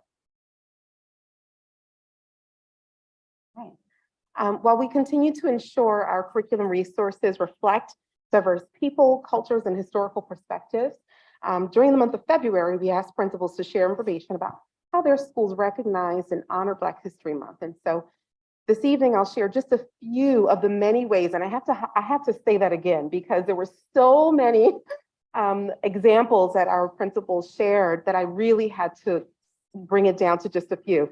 And that was tough for them and tough for me. But there were so many ways our teachers focus on recognizing and honoring the diverse perspectives and experiences of Black people in history. And so again, these are just going to be a few of the ways. So we'll start with Bluebell Elementary. At Bluebell in music class, all students in all of the grades had learning experiences to learn about Black musicians. Additionally, our first graders completed an inventors project where they researched Black inventors who changed our world. In grades 2 through 5, students completed research projects and creative presentations using PebbleGo. They had guest readers from the Rendell Center reading and presenting on slavery. They read books that focused on Black characters, as well as books about that were written by Black authors. And they had an author study using Jacqueline Woodson's books, which is a famous Black author. They also analyzed a quote from a famous Black hero each week. At Lower Gwinnett Elementary, classes across the school celebrated Black History Month by engaging in a variety of activities and projects focused on influential historical figures, which included biography projects. They read their biography projects during morning announcements, and you see some of the students here in the hallway who read some of their announcements, as well as the student there on the phone, you see. That's him sharing his morning during the morning announcement. And so the entire school could listen and learn about the various biography projects. Students across the school also helped to create a February display case by designing a heart, you see in the image there, with a promise for one way they can showcase this month's social and emotional learning theme, which is empathy. They connected this project with a famous quote from Dr. Martin Luther King Jr., which is, "I have decided to stick with love." Special shout out to Lower Gwinnett's 5th grade student council members for assembling the school-wide display case. Looking at Shady Grove, the leadership team there worked collaboratively to create a display recognizing the work and the influence of Dr. Martin Luther King Jr. Each student colored in a small piece of the project there, as you see. And then all 25 images were combined to create the poster on the left, which is featured in the main hallway. In homeroom, students used various biography tools to research influential Black Americans, creating posters and projects that are displayed around the school. And in music classes, students listened to the work of Black influential musicians, including Louis Armstrong, and they were inspired by Armstrong's What a Wonderful World. Some of the second grade students created snow globe visions that depicted their wonderful world, which they wrapped up that project. And so I wasn't able, they just recently wrapped up that project. I wasn't able to get an image of it, but rest assured it's beautiful. At Stony Creek, third graders learned about their individual strengths and how to use their strengths to show their new learning. So for example, using project-based learning, students use a variety of methods such as creating a rap song using music, creating a bowling game to share facts they learned about influential Black people in America. Second grade students researched influential Black Americans as well, and they focused on those who had an impact in not only our communities, but also our country and around the world. Kindergartners studied Black artists and then learned how to create in a style similar to the artists they studied. They also learned facts about the artists' lives and how they were influential. For example, did you know Alma Thomas became an important role model for women, African Americans, and older artists? She was the first African American woman to have a solo exhibition in New York's Whitney Museum of American Art, and she exhibited her paintings at the White House 3 times. Thanks to our kindergartners for helping us know about that. At the middle school, students in LEAP, which is Leadership Excellence Achievement Program, created a project focusing on honoring the past and inspiring the future. Students researched famous Black Americans who had qualities that the students aspire to have. For example, one student aspires to be determined like Rosa Parks, while another student aspires to be confident like Amanda Gorman. During 8th grade art classes, students worked on mixed media collages inspired by Black artists, and then they created their own mixed media collage artwork. Videos highlighting influential Black Americans were shown as part of the daily announcements during the month of February at the middle school. And finally, at the high school, you heard some of the work that the students did when Gavin gave her high school report. I'll do just a brief summation because she did such a nice job sharing out. Students in the functional skills support program identified key Black Americans and analyzed situations in which in which people in our country have been treated differently because of their race. The class also identified ways to stand up for all people, regardless of race, and think about how to move forward with kindness and empathy for all. Again, empathy is the social and emotional learning theme for February in the Wissahickon School District. Students in one of the chemistry classes honored some of the Black influential people whose innovative ideas have helped shape the world of science. And we see the students at the top there showing their posters. The National Council of Teachers of English celebrated the African American read-in. And so in light of this, students, as participants do who acknowledge the read-in, they selected and read and shared books by Black authors. One of the authors is shown here at the top right corner, Nick Stone. CASA facilitated a meeting, and I know Gavin had shared that earlier, where everyone was invited to watch a video on how Black History Month started, which led to a discussion about the importance and relevance of the month. The CASA board then introduced a panel discussion with members of the community with diverse backgrounds. CASA also collaborated with WTV, Wake Up West Nation, and our mass media class to share videos about influential Black Americans and historical events on Wissahickon TV morning show each day. And lastly, the high school library celebrated Black History Month. We see the image in the bottom left corner there with their window display featuring newer fiction by Black authors, as well as nonfiction displays that highlight the rich tapestry of Black history and culture in America. So special shout out and thanks to all of our principals who submitted these wonderful examples, and our amazing teachers who've really taken the time to ensure that, that Black History Month is honored and recognized. And so thank you. Wow, thank you so much. I always enjoy seeing these presentations of what our schools are doing, and that is just amazing to see all the great projects and learning opportunities that our students had for Black History Month. So thank you so much for putting that together to share with us. Are there any other comments or questions? Go ahead, Bob. Thank you for the presentation. Just one quick question. A lot of great unique approaches to learning this year. I think that's fantastic. Is each classroom given the curriculum to present during this month, or does each teacher have the flexibility to come up with their own ideas? Thank you for the question. So I want to highlight the curriculum work that's being done, where we continue to work with our curriculum subject areas to ensure that the work, the perspectives, the influential individuals across our history in terms of Black people specifically, since we're talking about Black History Month, are embedded throughout the curriculum all throughout the year. So that's one thing when we talk about curriculum, that's the work that that our staff are doing with our Director of Teaching and Learning and our Supervisor of Curriculum to ensure that that's woven into our curriculum. It's a both and, because that's important, and honoring Black History Month and acknowledging during this month is also important. And so during this month, teachers work collaboratively to share ideas, and they do have the flexibility to think about who are the influential people that we're going to help our students to learn about, and helping students to have some agency in thinking about which of the influential Black people are we going to explore and learn about during this month. And so it's a both and. We're doing the work of the curriculum, ensuring that we're continuing to reflect diverse perspectives and people in the history of our country throughout the curriculum, throughout all subject areas.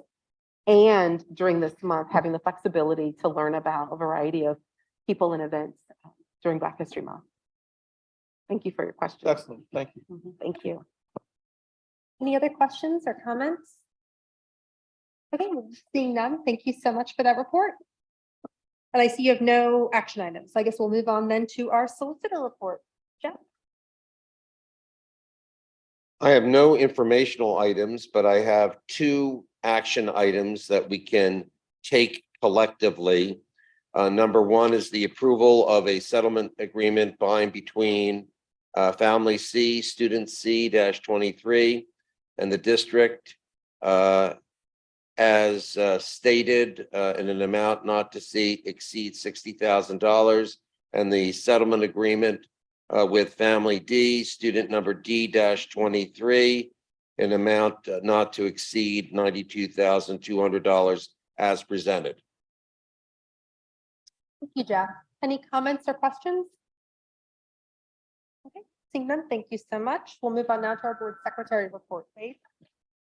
Thank you. There's no informational items, and at the next meeting, we will be requesting approval of the January 30th work session, the February 6th public meeting minutes, the February 21st communication committee meeting minutes, and the February 21st REOC committee meeting minutes, and they would be documents 10-1 through 10-4 at the next meeting. Great, thanks so much, Wade. Any comments or questions? All right, seeing none, then we'll move on to our board treasurer report. Wade? Thank you. No informational items, and at the next meeting, we would request acceptance and minuting of the treasurer's report for January 31st, which is document 11-1. Thank you, Wade. Any comments or questions? Okay. Thank you. Thank you so much. All right, we'll move on then to our human resources report. Danielle? Good evening. Tonight, there are no informational items. For your review are 4 action items under 12B of the Human Resources Report. The first 3 action items include retirements, appointments, leaves of absences, extracurricular changes, volunteer and substitute additions. Action item 4 is an extracurricular job description, also for your review. Thank you for consideration, and that concludes my report this evening. Great, thanks, Danielle. Any comments or questions? Joe?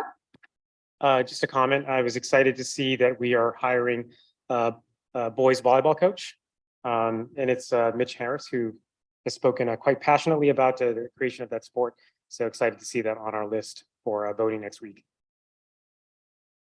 That is exciting. Any other comments or questions? I have to say, I looked at the list of retirees, and I'm happy for them, of course, but I was sad to see some familiar names. But certainly happy for them as they're moving on. All right, if there's no other comments or questions, then we'll move on to our communications committee report. Zeppi? Good evening. We met on the 21st and we discussed a couple of items, most notably about if we are to relook at school start times, the timing of when we need certain information presented to the board. And as a reminder, these are open to anyone on the board and the public to join. We are going to start meeting more regularly to kind of work through some of those details. In fact, we are adding in an additional meeting this coming week where we will kind of go a little bit deeper into timelines. The other area that we talked a little bit about is overall what we are doing as a Wissahickon community for our health and wellness overall, and how that ties into all the different efforts that we are doing across all the different areas that accounts for health and wellness. So more to come on that end. A lot of work in progress, nothing large to report just quite yet. Any questions? I'm not seeing any, but I have to say I'm very excited for the health and wellness initiatives. This is something that's really important to me. So I'm really excited to see what we do in that area moving forward. So thank you. Thank you. I have no other items for tonight if there's no other questions. All right, well then we'll move on. Thank you so much. Next, we have our Curriculum and Technology Committee report. Ronnie? Okay, there are no informational items. One, here we go. Your absence is not mine, it's fine. Yes, thank you. We have 6 action items for which we'll seek board approval at next Monday's meeting. For action item number 1, the district requested proposals from among all of the network equipment vendors on the state bid list and received 2 proposals using a rubric to assess the proposals for cost, compatibility with existing infrastructure, and training installation costs. What you'll see there is that Integro 1 proposal was found to be the most efficient for the district. Using this bid procedure is an approved method for selecting vendors to receive E-rate funding. So if the project receives funding through E-rate, the district would receive a 50% discount on the cost that's outlined here to purchase the network switches. So you'll see in document 14-1, as well as in the action item listed, the amount of $383,060 is the cost for purchasing the network switches. And so if we do receive the E-rate funding, the district would receive a 50% discount. So for now, next Monday, we'll be seeking approval of the amount listed here of $383,000, $383,060. Okay, it's late, I apologize. For action item number 2, the district previously purchased Chromebooks for all of the students in grades K2, and in document 14-2, you'll see that we'll be seeking approval to order 40 Chromebooks, which will replace those that cannot be repaired due to system board damage. And it will also accommodate enrollment increases at the K2 level. For item number 3, as outlined in document 14-3, we'll be seeking ratification for outplaced educational services and tuition costs for 2 students. For action item number 4, this is a request to approve all extended field trips for the Wissahickon Middle School extracurricular activities and clubs for the remainder of the 22-23 school year, pending qualification in these competitions as outlined in document 14-4. For item number 5, this is a request for ratification for an extended field trip for the Wissahickon Middle School students to attend the Pennsylvania Invention Convention at Kalahari Resorts and Conventions in the Poconos, which occurred on February 15, 2023, as outlined in document 14-5. So the students had a very successful competition on the 15th, although no Wissahickon students will move to the National Invention Convention. It was a great season, so congratulations to our students. And lastly, item number 6, we will be seeking board approval for the anticipated schedule of summer programs. The list of programs outlined in document 14-6 is the same as that which we've had in previous years. With each of these programs, students are identified and invited to participate at the school level. And in the coming weeks, schools will communicate directly with students and families who are eligible to participate. And that concludes our report for this evening. If there are any questions, we'll take those now. Dr. Juan, I have 2 questions. So the first has to do with the PA Invention Convention. Do we know the 3 students that participated? Do we know what their inventions were? Off the top of my head, I do not. However, I am aware that there were some postings on social media, so we can take a look there and I'll be happy to share an update with the board. Okay, and I would also be like really interested in having them come and share those inventions. Is that a possibility? And look into that. Thank you. Okay, great.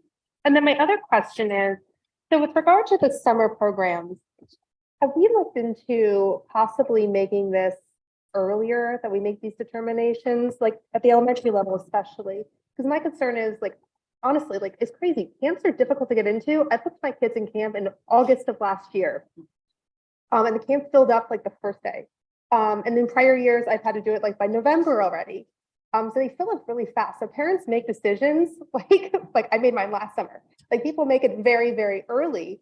And then you get this invitation to the summer program. And, you know, I also have already paid my summer dues from my camp. Like, I'm just wondering with some people, if they've already paid for camp, can they even participate then? Can we do it earlier? Thank you for the question. And this is something that has been an ongoing topic and conversation because I know we have had previous conversation with the board expressing similar interests. You know, can we do this earlier? This will be one of the topics at the BCTC meeting, the upcoming board committee and technology, curriculum and technology committee meeting. But what I can tell you is that we use our mid-year student data to make determinations on eligibility for the summer programs. And so that would be that January timeline, February timeline, where we collect that data and then have the data team meetings and make decisions around who will be invited to these opportunities. And so that the determination is really between mid and end of February because we're using the mid-year data. And then we have gotten really good feedback over the years before I was here to speak to the importance of families having an opportunity to engage in conversations around data and around student progress, which is why we wait until the conference time, which is the middle of March. So it'll be coming out in the next couple of weeks, 2 weeks from now, where families will start to learn and know that their students are eligible to participate. And the opportunity to talk face-to-face with teachers around their student progress, around their student data is really instrumental in helping families understand. One of the things that we did do this year that was different in prior years is to push out information about when the dates are for the summer program so that families would at least have an awareness. Even if they didn't know that their student would be eligible, they would at least know this is the time window of when the summer program will exist. It doesn't get to your point about having put down a deposit since last August and things like that. And so that sort of tension will always be there, I think. But we'll continue to explore ways that we can progress forward in helping families and making those decisions. But the use of the mid-year data is really critical. We wouldn't want to use old data from the beginning of the year to make determinations about who would be eligible for the summer program. So that is something that's really critical. No, yeah, and I completely understand that. And I think my camp is like the extreme, that it's that early. But I'm just wondering if we could look at like when other camps do their registrations and just kind of get a sense of when other people, when people are making their plans for the summer, just so that we can, if we're having this done already in January, you know, if we could maybe push it out earlier, just so that parents, when making that decision, can, you know, consider, you know, I'm going to be only booking these weeks because my child is going to be in this summer program with Wissahickon on these other weeks. Just if there's any way we could possibly do it earlier for families. Thank you for that. Thank you. Sure. Any other questions or comments?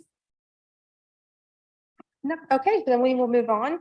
Facilities and Transportation Committee report, Joe. Thank you. There are no informational items this evening, and we have 6 action items. I'm going to ask Wade to give us a run through of these, please. Thank you. And while I'm talking, the project, the largest project that we're going to be discussing is going to be up on the board, just in case you feel like reviewing that while I'm talking. The first is we do this periodically. We sell excess surplus computers and equipment that have been used for the period of time. So it would be, you know, after a 12th grader is turned back into their laptop, we accumulate them and sell them. And the document 15-1 shows the details to it, but we were very pleased to have a $46,000 solicitation to purchase them from us with all the appropriate environmental paperwork. So we're pleased to present that to the board. Item 2 is the items that the folks spoke about. We're looking forward to the high school multi-purpose project synthetic field, which is listed above. Dewey Engineering, both Arif and Mike Sander are here to answer any questions on the project. The bids came in under budget, so we're very pleased. And that's item document 15-2. 3 other projects that we have are the bus depot at fire alarm system at $61,000. The Lower Gwynedd Nature Trail and Playground Asphalt Project at $40,000. And the relocation of 2 playgrounds, 2 playground pieces at Bluebell based on the extension of the driveway circle loop to the playground that exists out towards Skipback Pike that will be used for ancillary auxiliary parking at night. So we need to make a connection to that, and the playground pieces need to be moved. That's for $18,200. The last item is the donation by the Home and School Association of a Gaga pit at Stony Creek. Thanks, Wade. The turf fields, I think an important piece here is that the bids did come in under budget, which is great. And I'm excited about us being on the verge of hopefully approving this project, because I know former board member Tracy Walsh, this was like kind of a big thing that she was pushing for going back at least 5 or 6 years. And so if she was around, I'm sure she'd be super excited to hear that we're at this point now. Any other questions about the items? So for the turf fields, so the whole green outline is that bottom field by like the student parking lot and the trail along Dagger, correct? Yeah, so in terms of geography, you know, down where like Jim and Amy are is the auditorium, then you have the parking lot, and then the path that continues all the way across, and then on the right-hand side, it would be Dagger. The fields themselves are pretty much on top of what exists as a baseball field and a softball field. They're just going to be now artificially turfed. Okay, so that's even a second field sitting behind it, which is the now softball field. Softball field is already a softball field. It's just gonna have turf.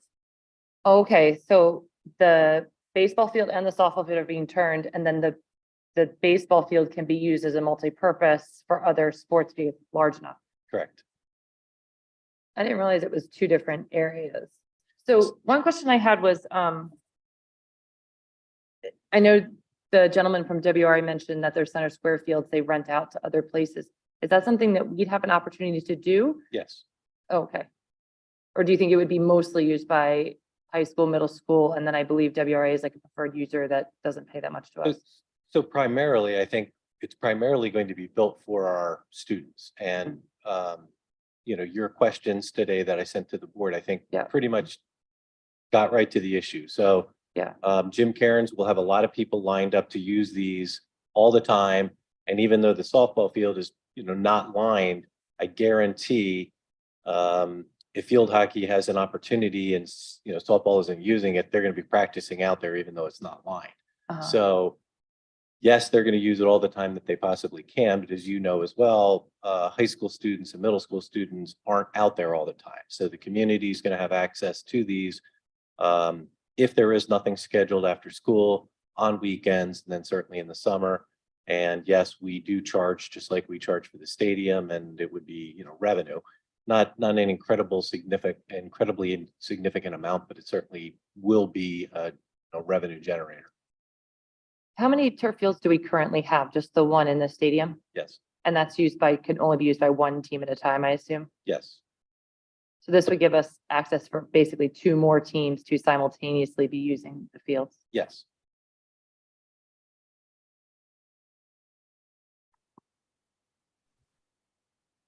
I have a slightly silly logistical question.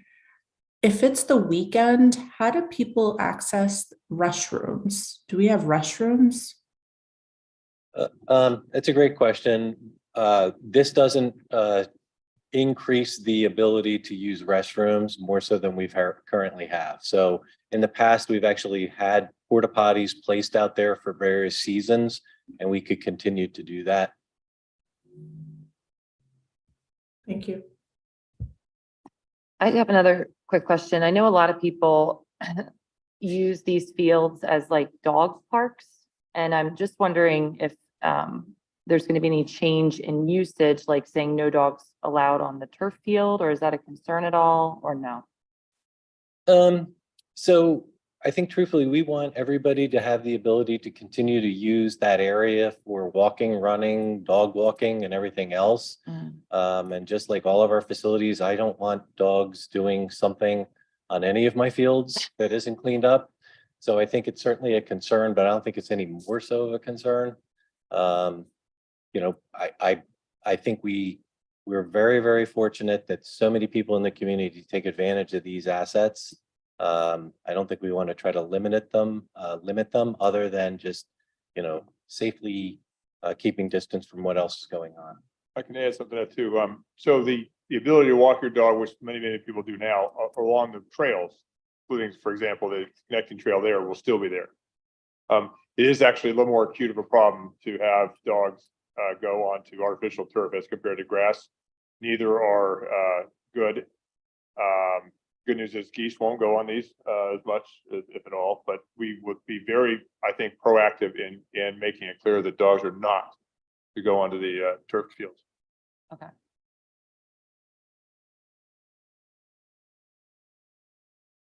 And I have one more question, but not about turf fields, about something else. Should I wait or? Is it about another action item? Yeah. Yeah, sure. Okay. So the Laura Gwynedd Trail, I asked about this, but I wasn't clear. So right now there's like a paved trail that kind of goes down from the playground through and around the woods, and then it just stops dead into like this muddy marsh of a field. Is this going to extend that trail to the sidewalk? Could it please do that? You can't through this project. We could certainly develop something, but this project basically is just making safe that which we have. Okay. This is not an extension. I do think that would be really good because I know a lot of kids walk through that area.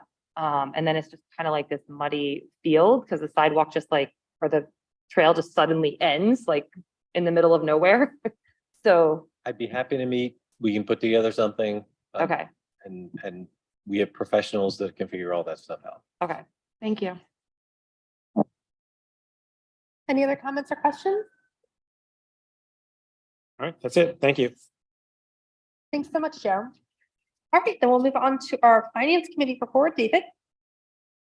Thanks, Amy. For an informational item, the Finance Committee met February 13th for a budget workshop, the first of 3 or 4. During that meeting, we got an overview of the budget, which is balanced at the amount of about $119 million. Represents about 4.6% increase from last year. It includes around $700,000 of placeholders for essential new personnel, I believe teachers and classroom aides. And I'll give you all an opportunity to correct me shortly. Thanks to some, as Wade would say, good news and from our different sources of revenue.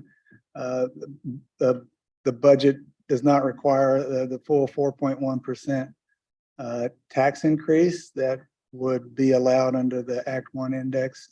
Instead, it's at this point limited to 3.88% increase.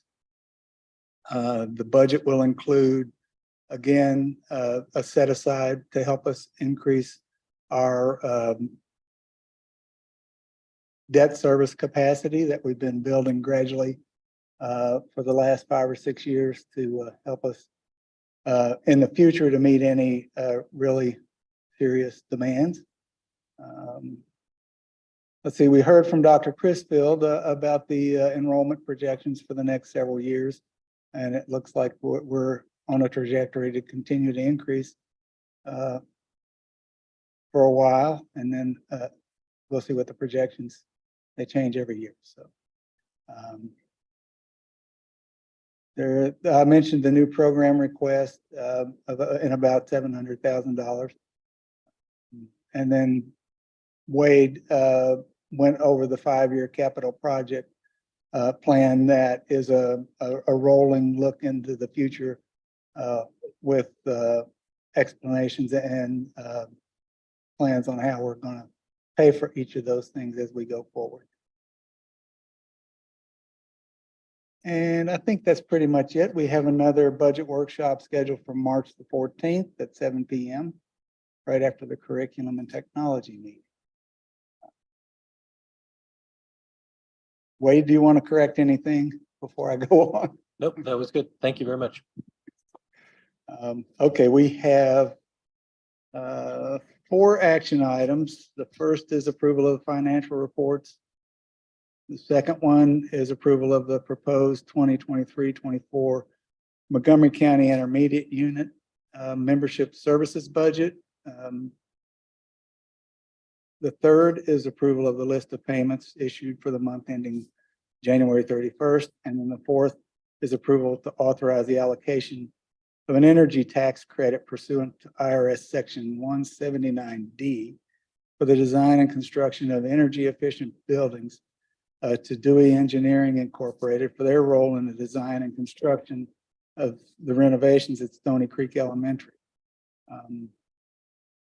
I don't know a lot about items 2 and 4, so Wade, if you'd like to elaborate, I'd appreciate it.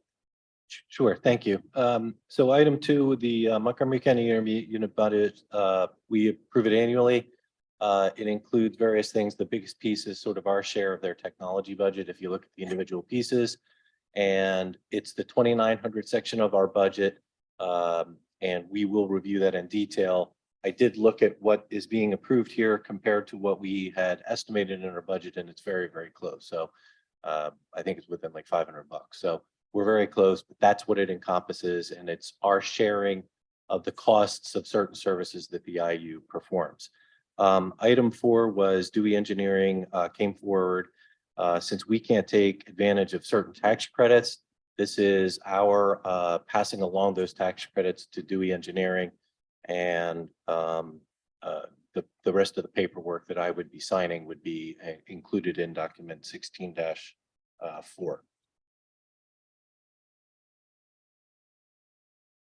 Great, thank you for that report. Are there any comments or questions? Okay, seeing none, thank you so much, David.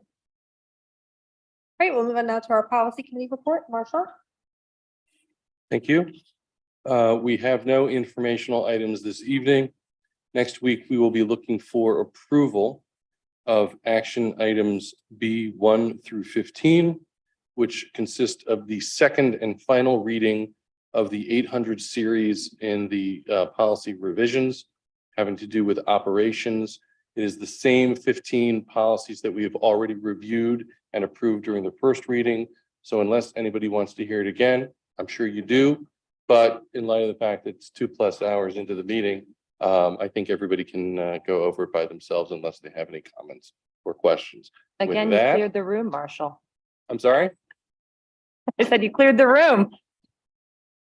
Next week, I will be seeking approval of moving the policy committee to just after the Pledge of Allegiance so that everybody gets to enjoy the report.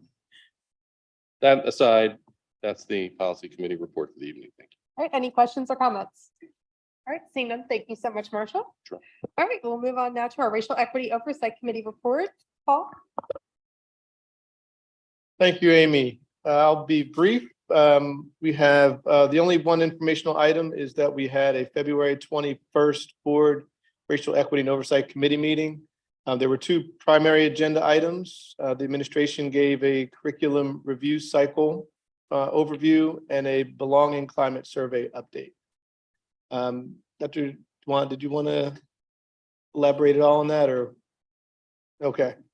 It was a very good meeting. It was well attended, and we heard 2 very good presentations from the district to these 2 ongoing committee issues. Joe, do you want to add any comments, or David? Just one comment regarding the curriculum review cycle that was discussed at the meeting. The curriculum review process and cycle is something that we've been doing for like decades. What's changed recently is the explicit addition of an equity lens to the curriculum review that's done. So in addition to reviewing, let's say, social studies or science, and looking at the curriculum materials to see if they are, up to date, aligned to state standards, et cetera, there's also an explicit component where we're taking a look at the equity built into the curriculum, meaning who's represented in the curriculum, which voices are heard, and to make sure that it is well-rounded as well. So, I mean, I thought that was a very interesting approach. I think the social studies curriculum that we talked about today at the middle school was the result of the revised curriculum review cycle with the inclusion of an equity lens. And I thought, and if you were looking carefully, maybe heard some, pieces of it kind of alluding to it when they talk about having different voices and perspectives being represented. That's trying to get across the idea that when we look at a subject like history or social studies, for example, there isn't just one narrative there. There's different perspectives, different personal experiences, and those are all valuable in trying to understand the subject matter. But anyway, hearing about that addition to the curriculum review cycle, I thought was very interesting and appropriate, and glad that we had a discussion on it. Thanks, Joe. And that's something we will continue to track in ongoing efforts. So we'll have more on that in the future. Our next meeting is scheduled for March 20th at 7 p.m. It is a virtual meeting, so all are welcome to attend. And that concludes my report, as there are no action items. Great, thanks so much, Paul. Are there any comments or questions? All right, seeing none, then we'll move on to our report of board representatives. First, extracurricular, Marshall. There's nothing new to report this evening. We do have our next meeting on March 8th. So I'm sure once that is complete, we'll have more to provide. Thank you. Next are the MCIU reports. So we did not have a legislative committee meeting since our last meeting, but we did have a board of directors meeting. I'll just be brief with it. We did have our annual audit reviewed and there were no significant findings. There's also going to be a number of openings. There's rotations on the MCIU in the different districts. And the next 3-year term begins July 1st, 2023. And there's going to be 7 different districts that are going to be up this year. And actually, I wanted to ask Jeff, we actually as a board, we vote on those individuals after they're nominated?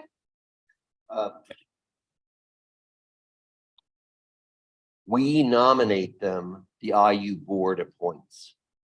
Okay, I was trying to recall if we actually as individual boards of districts voted on those members. So it's just the board members at MCIU that votes. Okay, I was gonna let everybody know that email. But we as a district would propose our Wissahickon representative on the IU. That is correct, and we have a weighted vote on the IU board. Okay, all right, thank you. Okay. And I don't think I have anything else to report from the MCIU. So we will move on then to North Monco. The North Monco community is growing. School is getting very crowded. There were 1,000 students at one point. Now there's 1,237 interested students. They've come up with 2 new programs, interesting programs. One is a social media digital marketing program, and the other is a program about service occupations. So they're very excited with all the new stuff going on. Great, thank you. Any comments or questions? All right, thanks again. I will now move on to our PSBA liaison, Dan.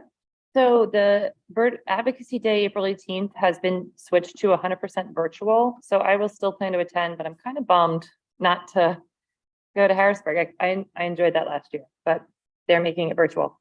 The other thing that continues to be an ongoing issue or push is more than 91% of Pennsylvania's 500 school boards across the state have adopted resolutions calling for the General Assembly to enact meaningful charter school reform. Wissahickon is one of those boards. School boards are urging legislators for greater accountability, increased transparency, and fairer payments to charter schools for the cost of providing education. School districts are estimated to spend $3 billion with a B dollars on mandatory tuition payments to charter schools this year. So that means that your tax dollars that are not going toward your local school district. Next week, I'll share some highlights after I review the 2023 PA State of Education Report. Thanks, Deanne. So why are they going virtual? I don't think they gave a reason. Maybe just lack of interest. I don't know. I didn't see a reason. Wow, it was so well attended last year and it was so nice to meet with other board members from across the state. Yeah. What is it? Jeff, do you know the reason? I mean, what? Oh, why this year? Oh, All right, so. Yeah. Well, I plan to participate virtually, but I'm disappointed. All right, then we will have our Health and Wellness Committee report next. Rosetta. Hi, so this is something that's new for me to be reporting on. I haven't had a meeting with the committee in a while, so my plan is to when I saw this, my plan is to reach out and give you guys a report every time we have a meeting. So hopefully we'll get more a more regular meeting time and have more information, because I think this is really important to like really report on. So I'm actually looking really forward to it. I'm looking forward to that report as well. So thank you, Rosetta. All right, so now we'll move on to our second public comment period. There's no one here in person and no one on Zoom. Nobody stuck it out. Okay. All right, then we'll move on to board comments. First, I want to thank everybody that came this evening for the coffee chat, both board members and members of the public. It was really nice to meet with people and have that opportunity to chat. I wanted to ask Jim, in the past, we always had that day in October or November where parents were able to come into the classroom, or I guess even members of the public to actually sit in the classroom during the day. Do we envision that coming back next year? I think you're talking about American Education Week. Yeah, that was that got very complicated, as you might imagine, through the pandemic. It also is extremely made much more complicated by the new rules about school visitors and they're not volunteers, but clearance of people in the school at once. We can look into bringing it back. It's logistically way more complicated now than it used to be. Okay, well, yeah, if we could look into it, that was always nice to be able to go into the classroom. And then also, so this is Reading Across America Week. I'm planning this week. I'm visiting with our elementary schools and our principals. I just wanted to ask the board members if you have any questions or concerns about any of the elementary schools or questions about the facilities, to send them to me and I'll be happy to ask them and report back in our next meeting as to what I found out during those meetings this week. And I'm really excited to see also what the schools are doing for Reading Across America Week. I don't know if your kids did today, Paul, but PJ Day was something my kids looked forward to. So I'm hoping that the other schools are doing similar things this week. And then I had a question for Wade. We were talking about trails earlier, the Lower Gwinnett Trail, and I know there's one at Bluebell. I've heard that there's one behind Stony Creek that kind of got grown over during COVID. If it's possible, if we could look into opening that trail up again, I think it'd be great for students to be able to walk on that trail, or for teachers during their breaks, to be able to go out there and walk on that trail. I haven't gone back there to look for it myself, but I've heard it's back there in the woods. I was not aware there was a trail back there, but I can certainly find out and give an update, and we can figure out how to get it useful. Great, thank you so much. Sure. All right, any other comments or questions from the board? All right, then can we have a motion to adjourn? So moved. All right, all those in favor? Aye. Aye. Anyone opposed? All right. We are adjourned.